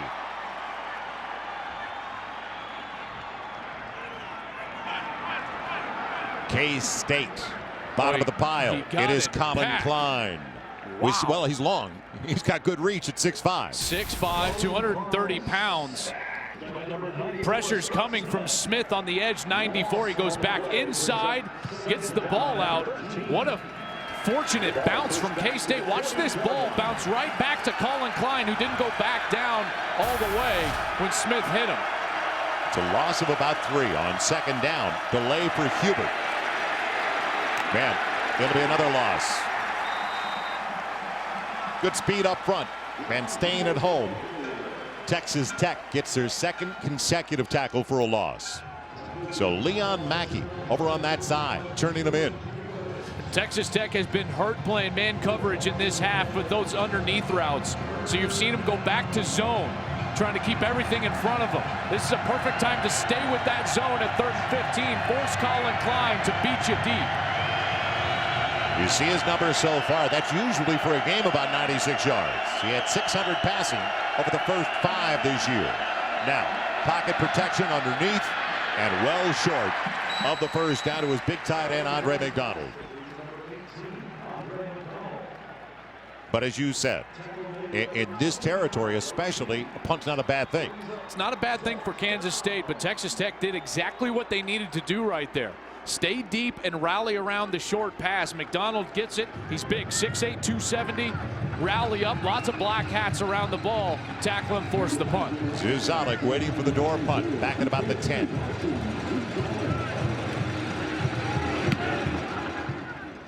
Another good one, hang time wise. Fair catch called for. And deep in their own territory, Texas Tech is going to have the ball when we come back in a 1-point game, 28-27. Texas Tech leading by 1, gets it back inside their own 10. Well, this college football season, Fox Sports proud to support Dream Foundation, making dreams come true for adults facing a life-threatening illness. There's no greater time to help those in need. And when time is limited, text DREAM to 41518. Donate $10 and turn dreams into lasting memories. Time now for our Toyo tires. Driven to perform. Colin Klein trying to do that. And he's had to do it with his feet, throwing the football. A guy that's taken an interesting road here to Kansas State, was homeschooled in high school out of Loveland, Colorado. Comes here and he's performed very well tonight. Exactly what they wanted him to do. Play clean, don't make mistakes, make some plays with your feet.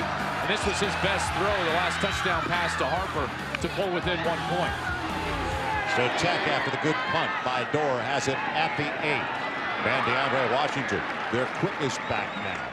With the injury to Eric Stevens. Gets about 4 on first down. Time for a Coors Light game break. Kevin Frazier, Marcus out on what's cooking.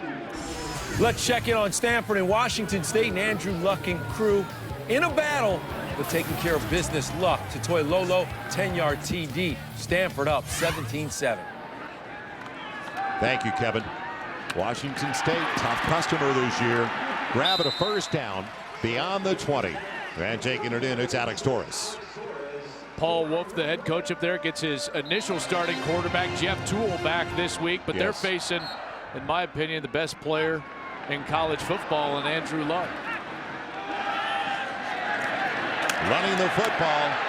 And good yardage out to the 29. It's Crawford back into the game, adding to a career best already. Wouldn't it be ironic if Texas Tech now runs the football while K-State tries to throw it? K-State starts to air it out. Now Texas Tech wants to run it every play, and they're having a lot of success against this Wildcat defense. Second and short. Daggy with the bullet and a first down. Grab over there. Taken in by Swindle. Well, coming into the game, K-State, or make it rather Texas Tech, 7th in the Big 12 in rushing. And let's face it, all these years, especially since Mike Leach started here, and now Tommy Tuberville taking over, they're dead last every year in the Big 12 in rushing. But they have been a force on the ground. Better than 170 yards a game, which is a major move for them. And boy, talk about a good move by a quarterback. Grab is made. Zuzadek's got it. It took a while for him to come across the field, but the patience of Doege again. Yeah, and he buys some time with his feet. He's able to just move a little bit to his right and allow Zuzalek, who has one-on-one with Arthur Brown, which is a mismatch for Texas Tech, to come open late. Little delay action. Running back slams it. Not much available that time. And in there, that's the bullback, Kenny Williams. He's kind of their fullback, short yardage guy. True freshman out of Pflugerville. Burned his shirt earlier in the year trying to get him more carries here. Doege on 2nd and about 8. Good adjustment by the wide receiver.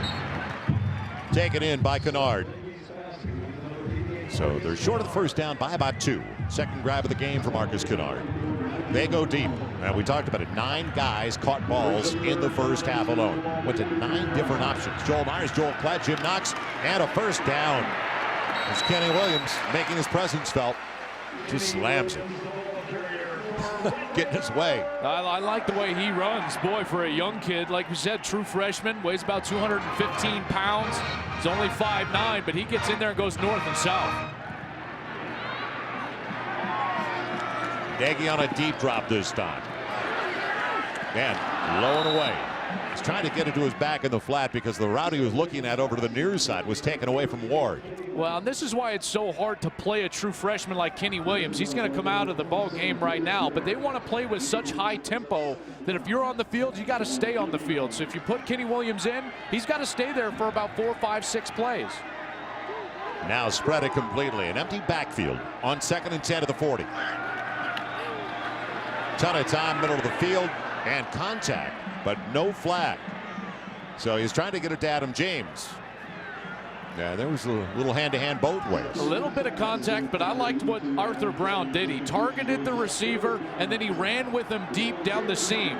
Adam James has got to fight over that as the tight end because that's clearly the route that they've hurt the Wildcats with today. That's where Doege is going to be looking for the rest of the night, especially in a situation like this, 3rd and 10.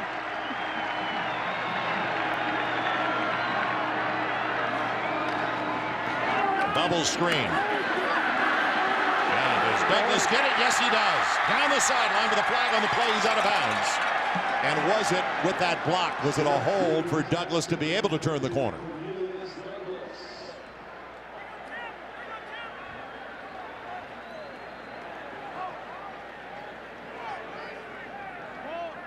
Right in front of the K-State bench. A personal foul, hands to the face by number 11 of the offense. It's a 15-yard penalty and replay 3rd down. So Swindle, the senior from Oklahoma City.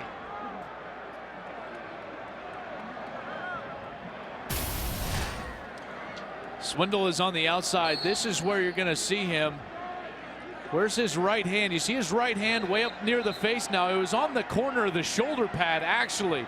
That's a missed call by the official. It looked like it was on the face, but it was actually on the corner of the shoulder pad. It was a pretty good hold, though. It was a good hold, but not hands to the face. Break for Kansas State. 3rd and 15 now. Negates the first down. Deep down the middle. Tipped away at the last second. Trying to get James. And now, is there a flag? Yes. The time into the tip by Lemur was perfect. But did they hit a defenseless man? Now, was it helmet to helmet? Late hit. A personal foul, unnecessary roughness by number 12 of the defense.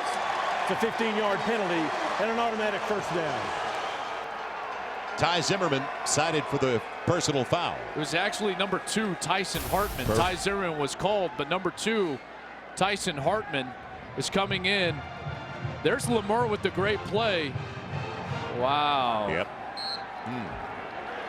He even turns away from that. That's a poor call by the official. He tried to avoid contact after he was committed to the play. Not much there, but a first down, and it's batted into the air. Latui was there, Volker was there, and it looked like Volker got it. Jordan Volker, the walk-on, top of your screen, just gets his hand up.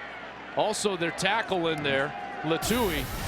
These guys have been fighting hard all night to try to get to the quarterback. Volker's father, Randall, a 3-year starter on the offensive line for the Wildcats. Back in the flat and dropped. Crawford getting ready to turn it upfield. Took his eyes off the ball completely. This is when you start to miss Eric Stevens, because that's clearly right in his numbers, and he knows it by his reaction. Well, if they don't convert here, field goal unit has not been friendly for Texas Tech tonight. They have had 2 blocked for 49 and 38 yards. And both by Guidry. Now Daggy trying to buy some time, and he'll just throw it away. That'll save the field goal attempt and avoid the sack and the loss. It's a good pressure. Once again, Meshach Williams flushed him out. So Raphael Guidry, who I just mentioned, and he's gone straight up between it looked like between the center and the guard on both occasions. Corona now. Can they get it straight? Can they make the proper adjustments to the blocking? It'll be a 47-yard attempt. It's on its way. Successful. They celebrate in Lubbock.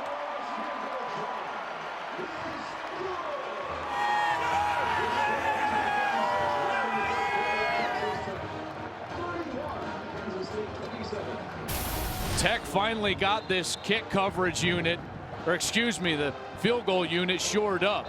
You see the cross of the legs inside, the lineman's legs crossed. That means there's no seams. Guidry in the first half got through twice because there were seams in the blocking. Texas Tech shores that up, gets 3 points. So a 47-yard field goal by Corona. After the 2 we talked about were blocked. We remind you, next Saturday, FX College Football Game of the Week with Charles Davis and Gus Johnson. They are at Mizzou. 7th-ranked Oklahoma State on the road once again after a huge win in Austin today. Beat Texas. They take on Missouri. FX College Football Game of the Week next Saturday, noon Eastern, 9 Pacific, high definition on FX. I was impressed with the way Texas came back and played so hard after really getting beat handily by Oklahoma. They played much better. Cowboys still found a way to win down in Austin. Tyler Lockett has returned 1 already, 99 yards. Yeah, it was a very competitive game, but it was in Austin.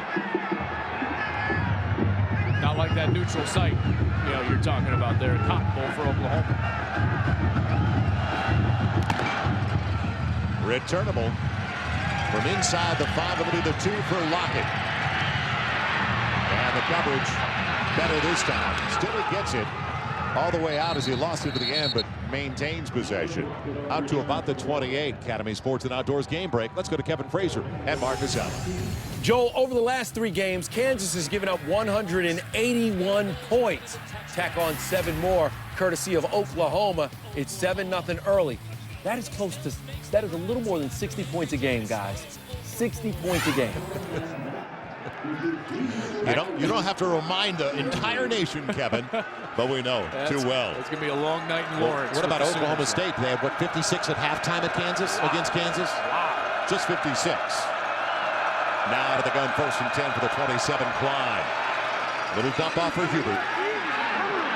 And good maneuvering by Hubert. Boy, yards after contact. That's what you call it. And a good job by Hubert. They have not been able to spring him for the big one yet. He got 6 on 1st down. 1st and 10 line is brought to you by Mazda.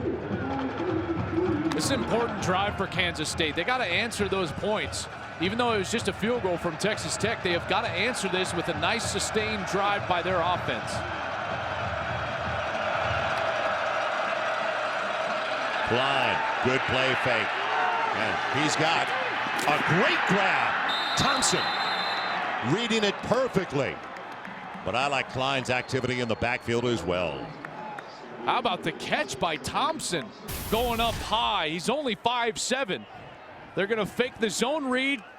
Colin Klein actually ducks into the line and then stands back up and gives his wide receiver a chance. What a catch right there by Thompson. Wow, falling backwards onto his back, retaining possession as well. He saw it, read it perfectly, working against Cody Davis, the weak safety. Now Hubert gashes it. Huge hole up the middle, spinning. It'll be first and goal inside the 10. This young man broke off all of LaDainian Tomlinson's high school rushing records in the Waco area. And I said, they haven't been able to really get him loose, and he did that time. But this is what a running team does. They take advantage of the blitz. You saw the blitz there by Texas Tech. Finds the seam, and Hubert gets north and south and makes them pay. Kansas State now completely turning the tables on Texas Tech as far as yardage in the second half. It'll be first and goal to the 8.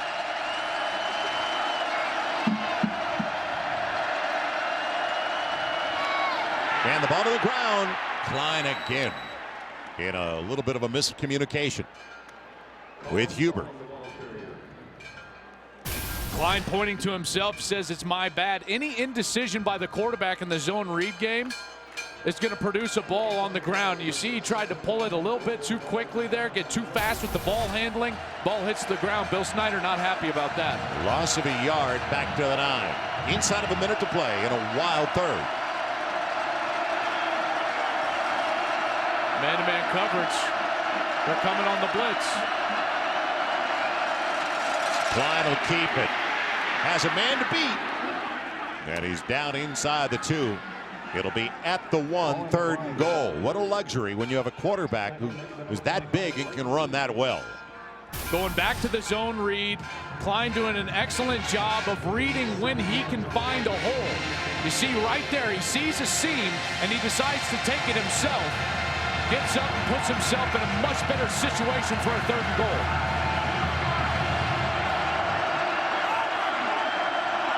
Hubert and Wilson, the fullback, stays in there.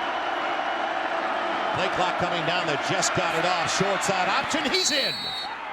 Touchdown K-State, and they've got the lead on the road once again on the final play of the third.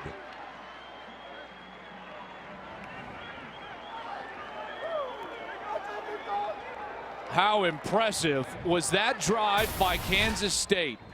Capped by an audible by Colin Klein. He calls his own number. The defense over pursues to the left. He finds the seam. Touchdown Wildcats. 6 plays, 73 yards, 3 minutes off the clock. And that's the strangest part of it all. Fast drives, quick scoring drives. Point after, it's perfect. So K-State leads by a field goal. Man, what a drive by Colin Klein once again. 2 of their 3 possessions, Colin Klein has scored on runs. Through 3, very good one going to the Big 12 tonight in Lubbock, Texas. End of 3, 34-31, and you're watching Big 12 College Football Saturday presented by Academy Sports and Outdoors.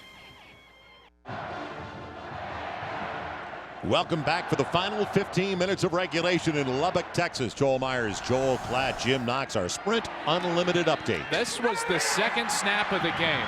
A pick six by Nigel Malone. But then Seth Doege really found a rhythm. He found Cornelius Douglas down the seam for their first touchdown. They got the running game going. The true freshman, DeAndre Washington, finds the end zone. And then a true freshman for Kansas State. He comes back. This is Tyler Lockett. And he takes it the distance. A 100-yard kickoff return for a touchdown. He turns on the Jets and gets in late, right before the half. Seth Doege finds himself in the end zone. But then in the second half, Kansas State comes out and throws the ball. Harper with a touchdown in the end zone. And after another methodical drive, a couple of plays made in the pass game, Colin Klein into the end zone. Kansas State offensively much more dynamic in the second half. Here we go. Start of the 4th.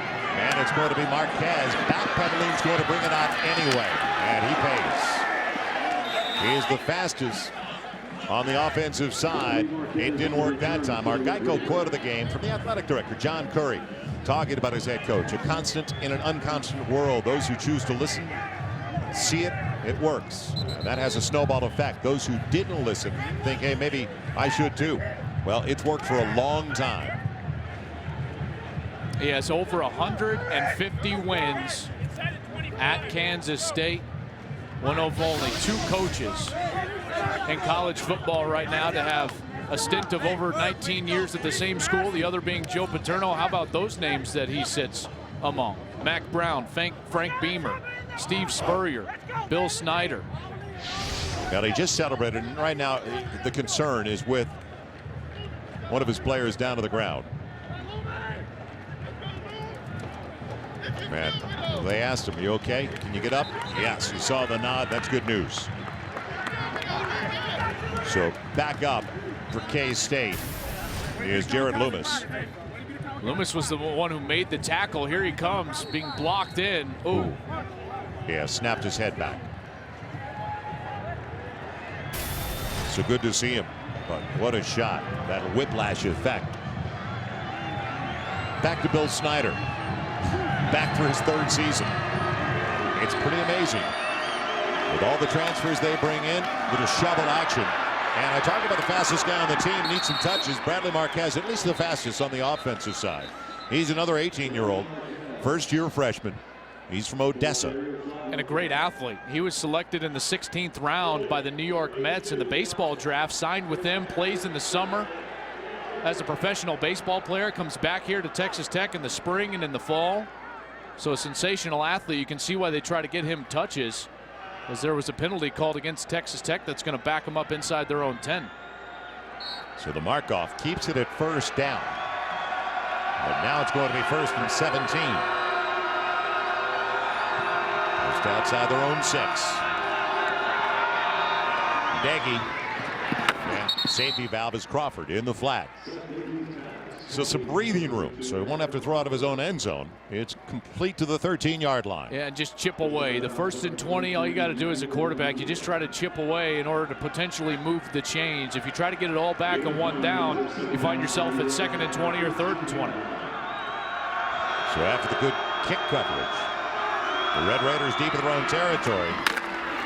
Yeah, breaking the tackle and getting the 1st down is Alex Torres. He's been a workaholic for Deggy tonight. And did he ever have some yards after contact? They didn't wrap him. This is Chapman, number 3. Alan Chapman, the nickelback, who's had to play a ton of snaps, and he just doesn't wrap up. Going to be from the 27. Crawford goes low as he lunges through for about 5 out to the 33. It's a 3-point lead for Kansas State. But this is very normal. We've seen Tech move the ball, play fast. It's just the fact that they've missed 2 field goals and been held to field goal on the last drive. Special teams difference in the game. It's complete. Little turn in. And it goes to Kennard, Marcus Kennard. Kansas State right now trying to wholesale change their defensive line, do lots of substituting, even though Texas Tech is not substituting. 50 attempts for close to 400 yards now. It's 38 completions.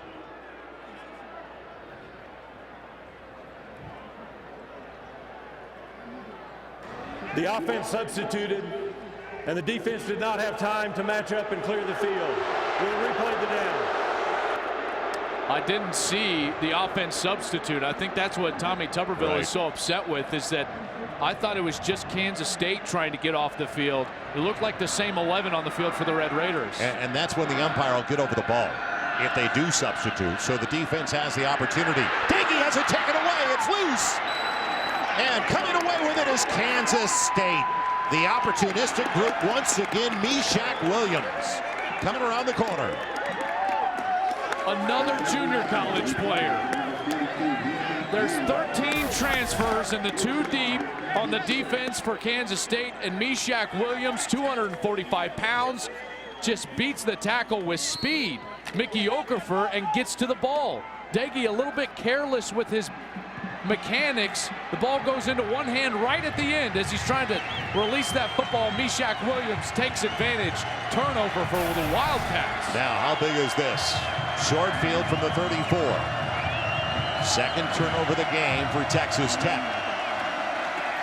Hubert trying to bounce away and struggles for about 2-3 yards. So the last time Colin Klein had a short field. They capitalized. Took it away and got it to the 46. Well, you see right now why Kansas State sits in the top 3 in most defensive categories. They just force the offense to be perfect time and time again, and it's very tough to do for a college offense. Second and a little more than 8. It's up to the Red Raider defense now.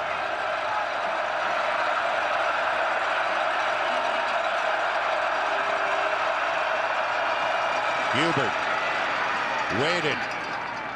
And spins it inside the 30 down to about the 28. So can they hold him to a long field goal try? We'll know after this third down. I love Hubert's patience behind the big offensive line. Watch him basically come to a halt right there and then find the seam and get north and south and finds positive yardage. Sets up his team for a more manageable third down. He can get lost, can he, at 5'7"? Trying to locate him. So hitting half the third down so far, and movement. False start. Boy, the mistakes. A false start by number 50 of the offense. It's a 5-yard penalty, and it's still third down. And very few long mark-offs, as we talked about it in the first half, Joel. There's Nick Pitts. He's the one that just falters as Colin Klein looks like he's going to come up and actually change the play. That's frustrating for Kansas State. This is not the situation that they're great in at 3rd and 9. Colin Klein has to make a play. Well, if he gets out on the edge, can he run it? Out of the gun.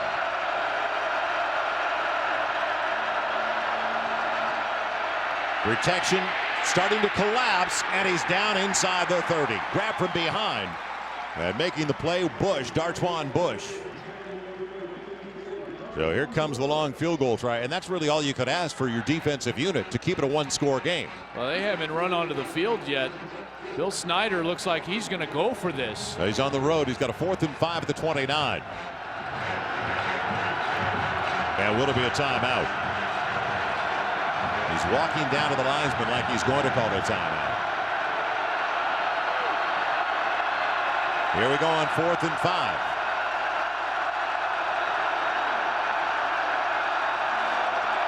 Call a timeout. No. They'll go for it. Klein on the quarterback draw. Won't get it. Red Raiders survive without allowing a point off a turnover. Blake Dees.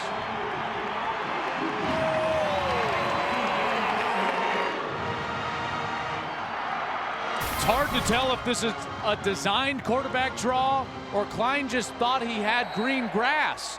It looks like he's actually looking for his tight end, McDonald, and then just takes off a hair too early. If he waits a second, McDonald was on a little 5-yard out route. He would have been open with man-to-man coverage. Did Smith influence him on a little twist? Because he was right in his face. Over the middle, intercepted. Going the other way once again. Picked off by Tyson Hartman. So it's given away by Doege on a 2nd consecutive possession. He had only 1 interception and 17 touchdown tosses over the first 5 games of the season. He's got 2 already tonight.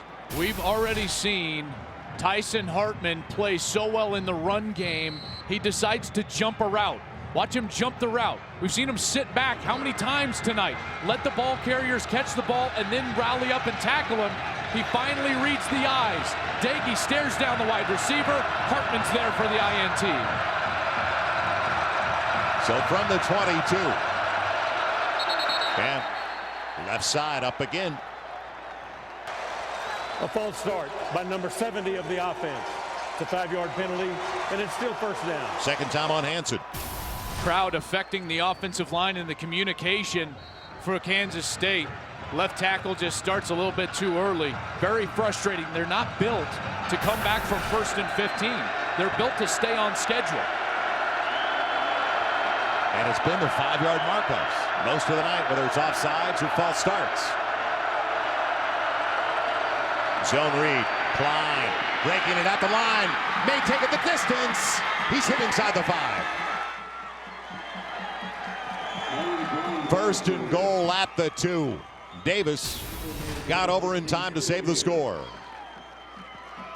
Kansas State just out-leverages Texas Tech. How about Hubert with the good block? Pinning Blake Dees inside the defense. That's what Colin Klein reads off of. There's the block right there. Hubert pinning the linebacker inside. Klein with a great cut off of it.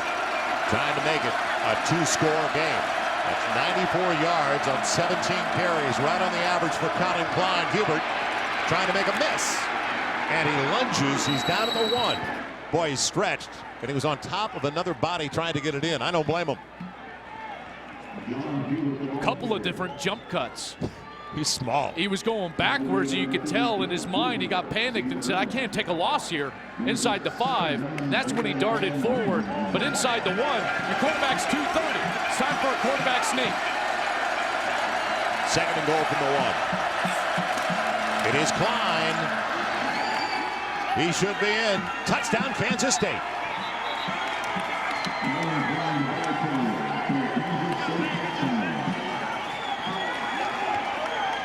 So they failed the first time off a turnover. On the takeaway by Meshach Williams, they get the job done this time. Watch them just stay right in that formation. Texas Tech gets a little bit of penetration, but you can't stop that as a defense. 3rd rushing touchdown of the game for Colin Klein. Now an important extra point for Cantelli. And it's a 10-point K-State lead. So inside of 10 left. And boy, what a premium on the next possession, next 2 in this game for Texas Tech. Turnovers leading to points. Tyson Hartman jumps the route and sets up his offense for a chance at a score. Colin Klein with the quarterback sneak. 10-point lead for Kansas State, trying to stay undefeated in Lubbock.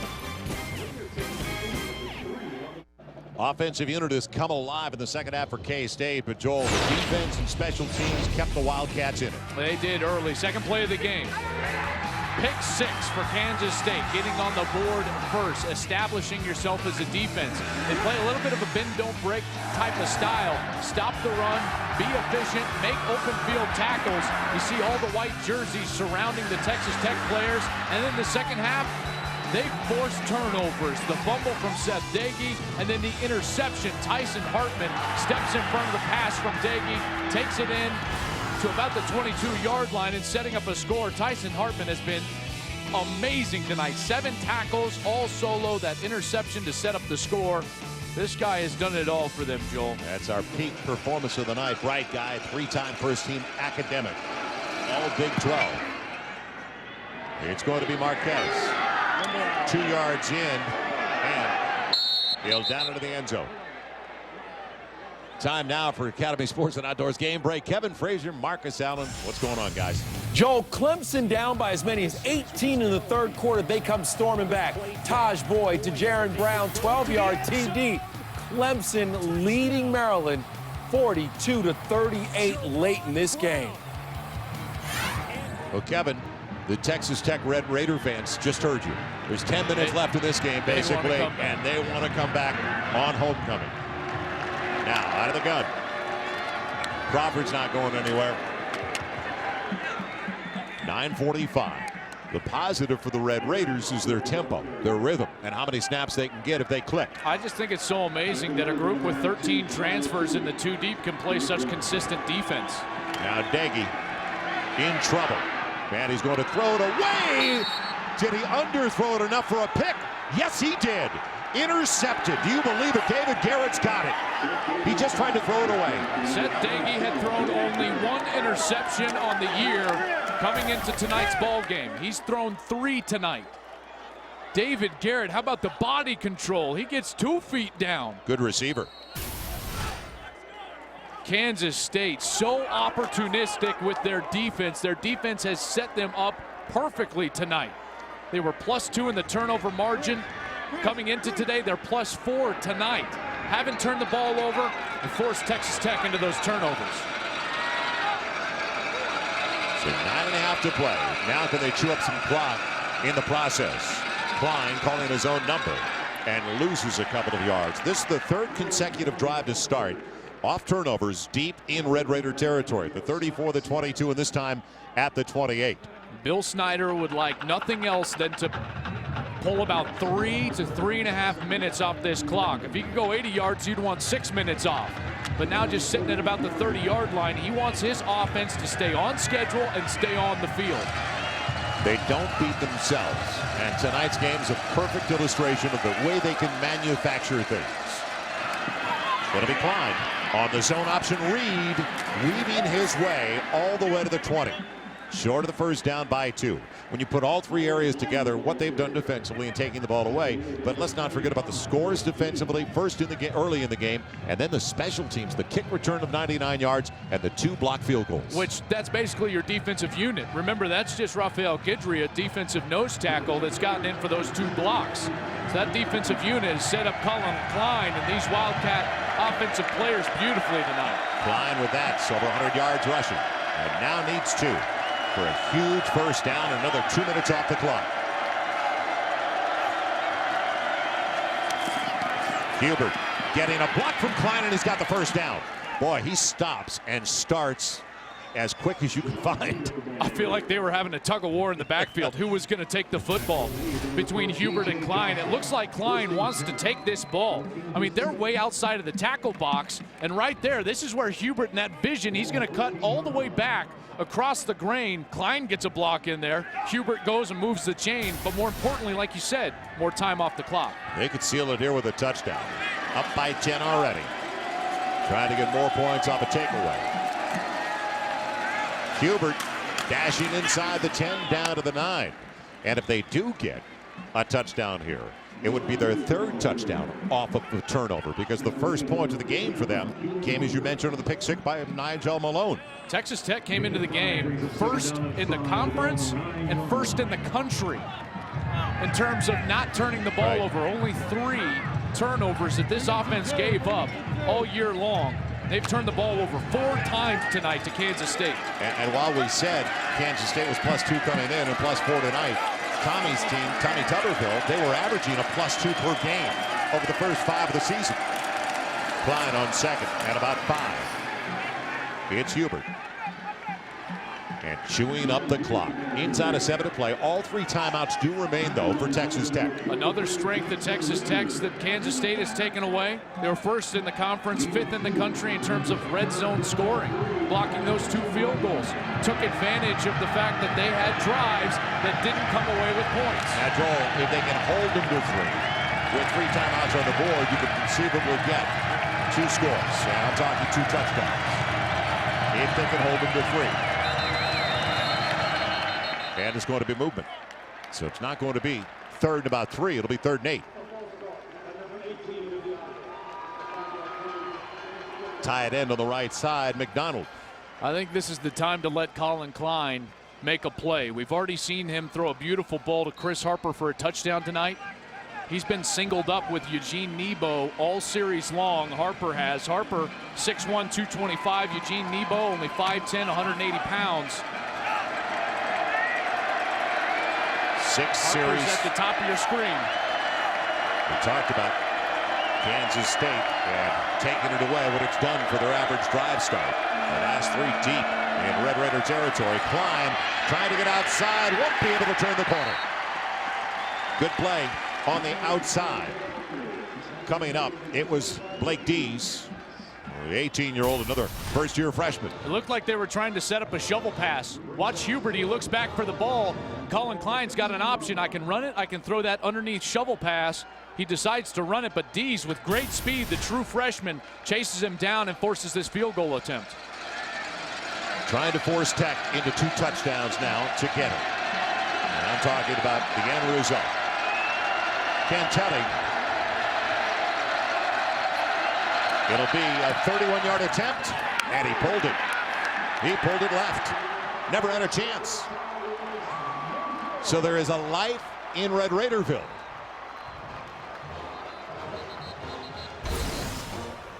It's a missed 31-yard field goal out of the hold of Dorr, the punter. And Texas Tech has to do something in a hurry when we come back. Texas Tech gets it back, but they're down by 10 with 5+ to play. Great hands are Brown Hand Center. Great hands are big paws when it's Rafael Guidry.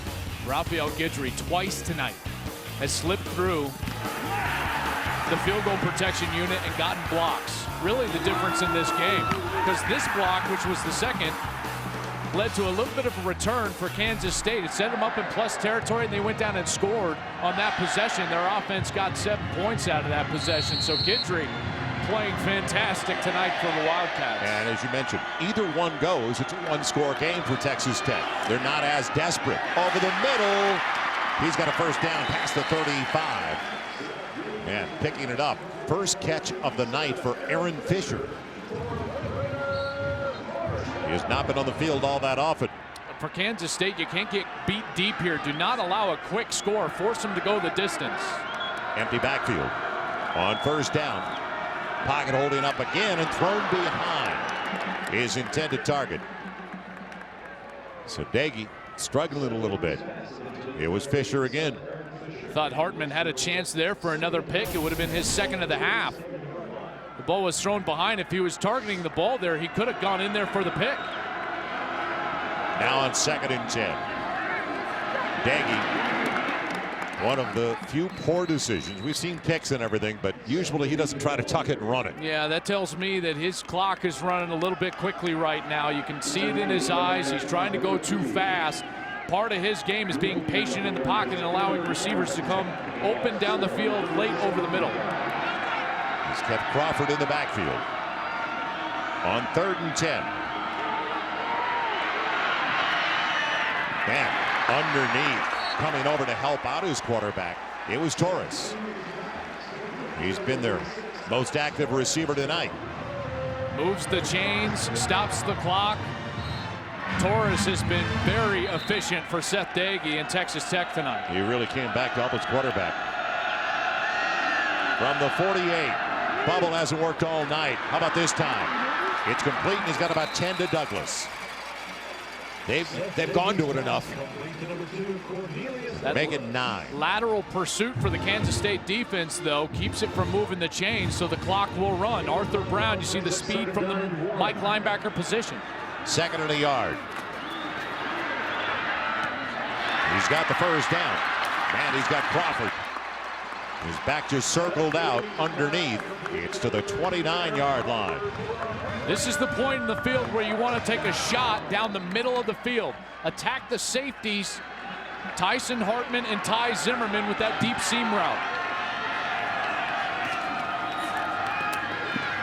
Saves the clock. It's Torres. That's his 10th catch of the night. By far the most for Texas Tech.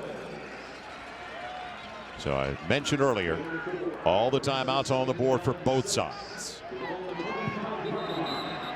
And now, Bill Snyder is going to take one off the board. That's a smart timeout. Calls their first timeout. Break the rhythm. Break the rhythm. Give your defense a break. Get them over there. Get them some water. Get them a breather.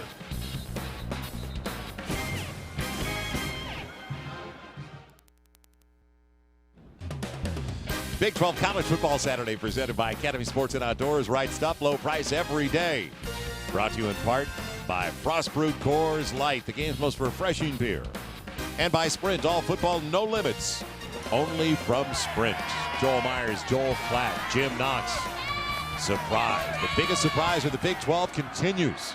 Their storybook start to the season. Trying to go 6-0. K-State up 10 points right now. Tech is driving.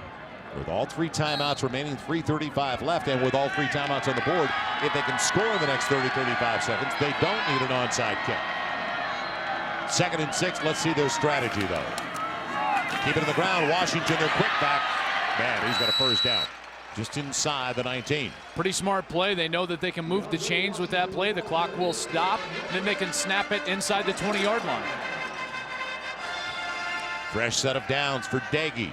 Looks one way, double move into the end zone, a hold, half the distance to the goal going for Torres. That was a horse collar hold. He tried to get anything he could get. Alan Chapman in coverage there, number 3. That stops it with 3:18 left. By number 3 of the defense. It's a spot foul and an automatic first down.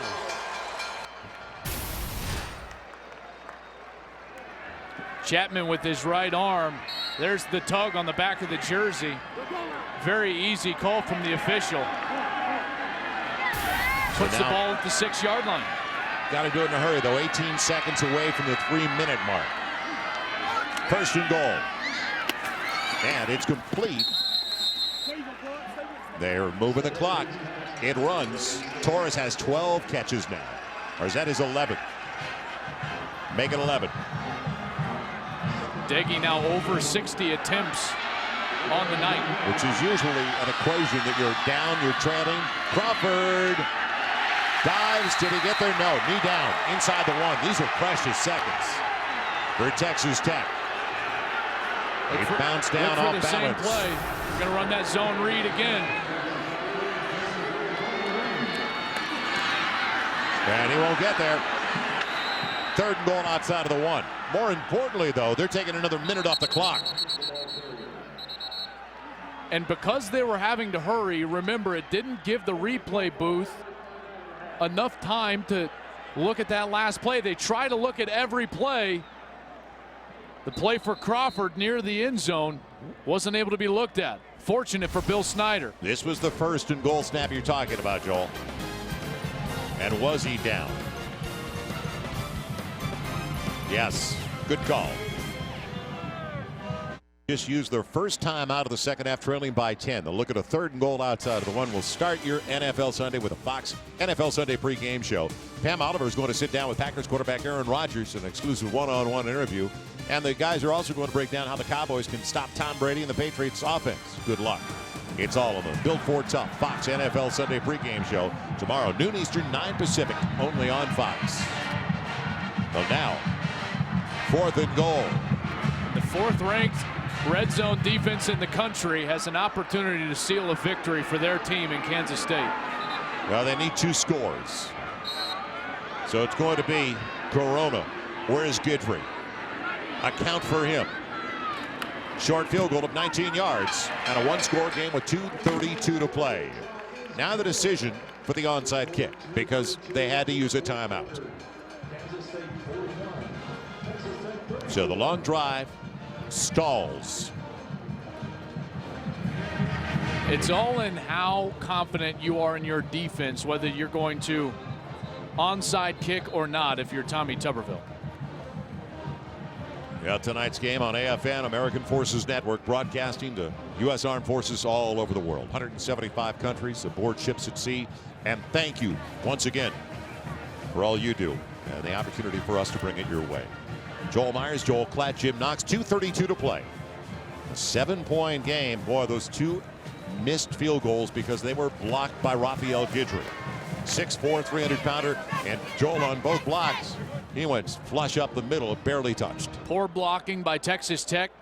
Clearly, Tommy Tuberville, as we talked to him before he went in at halftime, was very upset with his protection units for getting those field goals blocked. And that is the difference in the game right now. Looks like they are going to line up in a bit of a different formation. Kansas State's going to call a timeout. That's a good timeout by Bill Snyder. So they'll talk it over once again. 2nd timeout used by K-State. They used one defensively, trying to break the rhythm as Texas Tech was driving on that last series. And what does it mean to K-State? They're trying to keep pace right now with Oklahoma and Oklahoma State. 2 undefeateds as Oklahoma State 6-0 following their win over Texas in Austin today. K-State trying to get to 6-0. Oklahoma in Lawrence, you'd have to think after the early lead we heard about, it will be a 6-0 record for the Sooners. And such a huge game for Kansas State. Next week they've got Kansas on the road. Nothing against Kansas, but you think Kansas State can handle that game. And then Oklahoma at home. If they win this game tonight, they can find a way with 2:32 left. Bill Snyder's going to find himself undefeated against the Oklahoma Sooners at home late in the season. And all they have after Oklahoma is they're in Stillwater, then they've got Texas A&M, and then they're in Austin. So it gets easier. Now, will it be an onside kick? Only one back. Thompson. The hands team out there for Bill Snyder. Here it goes, and it's popped high into the air. Loose ball. Recovered by Texas Tech. Do you believe it? It was kept alive by Torres. Torres kept it alive. But the hop, man, what a job by Corona. It's covered and picked up. And what a play for the Red Raiders. Swindle. It starts with the kick. This is a sensational kick by Corona. Look how high that ball goes. Hartman then has to wait for it. See how long he waits for it. And it was Torres that comes in and keeps it alive. Swindle with the recovery, and now the Red Raiders are in business. Offense back on the field, down by 7, 2:31 to play. Doege, can they recover? Crawford's going to run on first down. Didn't surprise anybody, a gain of a yard. Torres, though, in a jump ball, took it away. That's it. Hartman's trying to go up and get it at its highest point, but Torres does a great job tipping it back. On 2nd and long, short one, Torres. Clock runs, huge 3rd and 4. 1st and 10 line brought to you by Mazda. Plenty of time for Texas Tech. The last thing, want to rush into a mistake. 3rd and 4.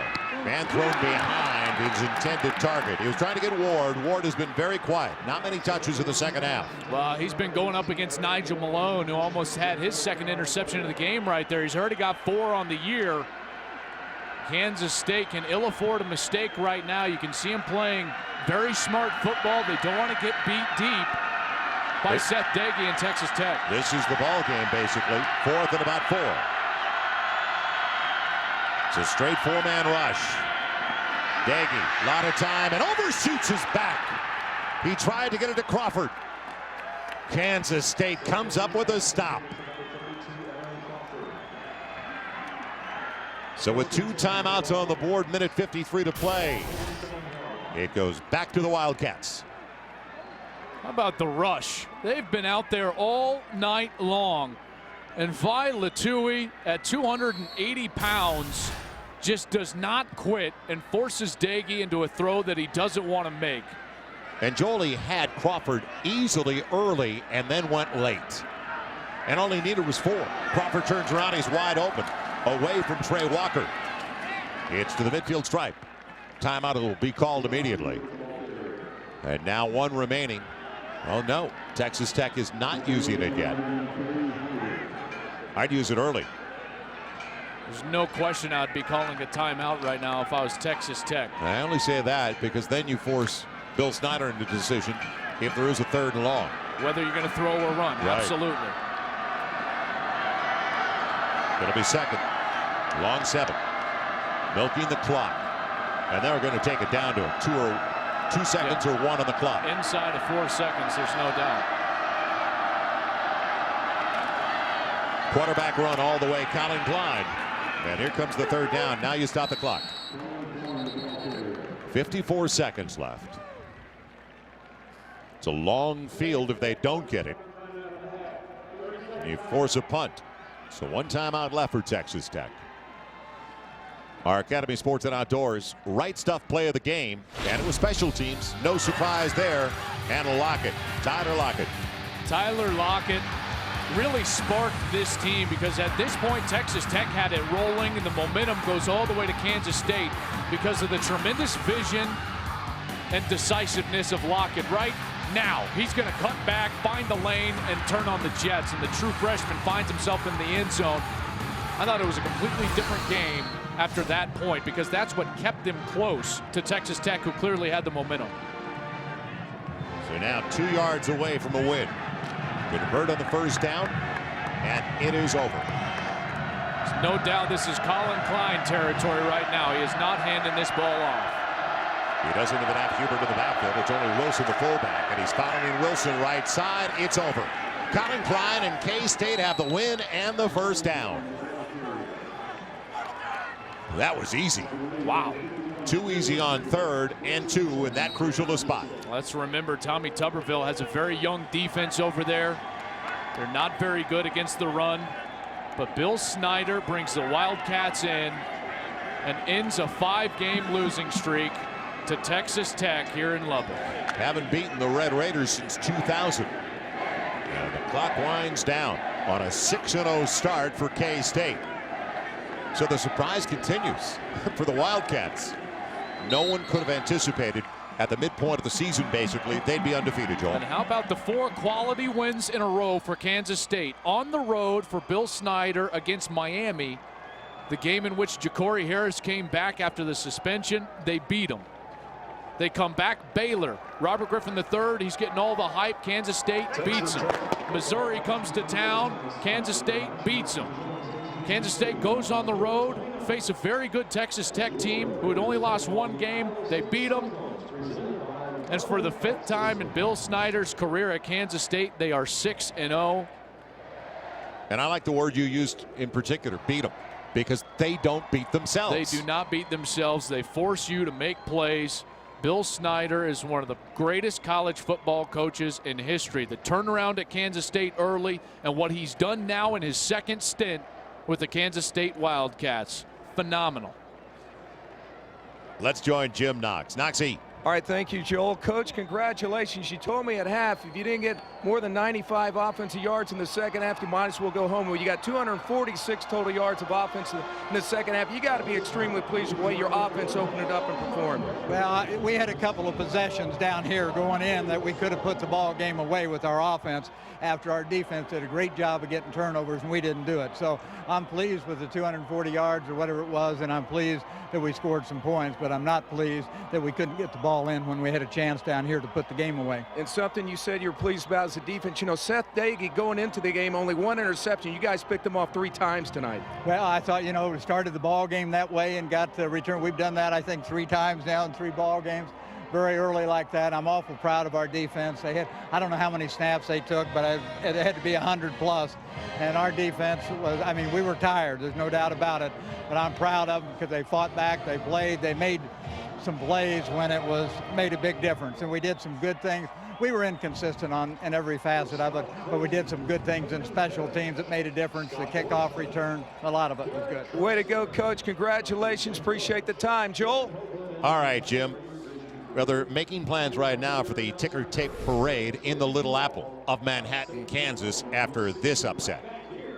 6-0, Kansas State.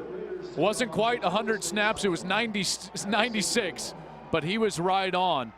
And how about Vila Tui on the 4th down? The motor kept going, 96 snaps into this game, forcing Doege into a poor throw and a poor decision, ultimately won the game for the Wildcats. So the Wildcats with the road victory that you were just talking about. And next weekend, full slate. It all starts Oklahoma State, Mizzou, our FX game of the week. College football Saturday, Kansas State taking on Kansas, Oregon, Colorado. And our nightcap, Oregon State with Washington State. For Joel Klatt, Jim Knox, I'm Joel Myers. Thanks for joining us in Lubbock, Texas. K-State prevails by 7, 41-34. You've been watching Big 12 College Football Saturday presented by Academy Sports and Outdoors. So long, everybody.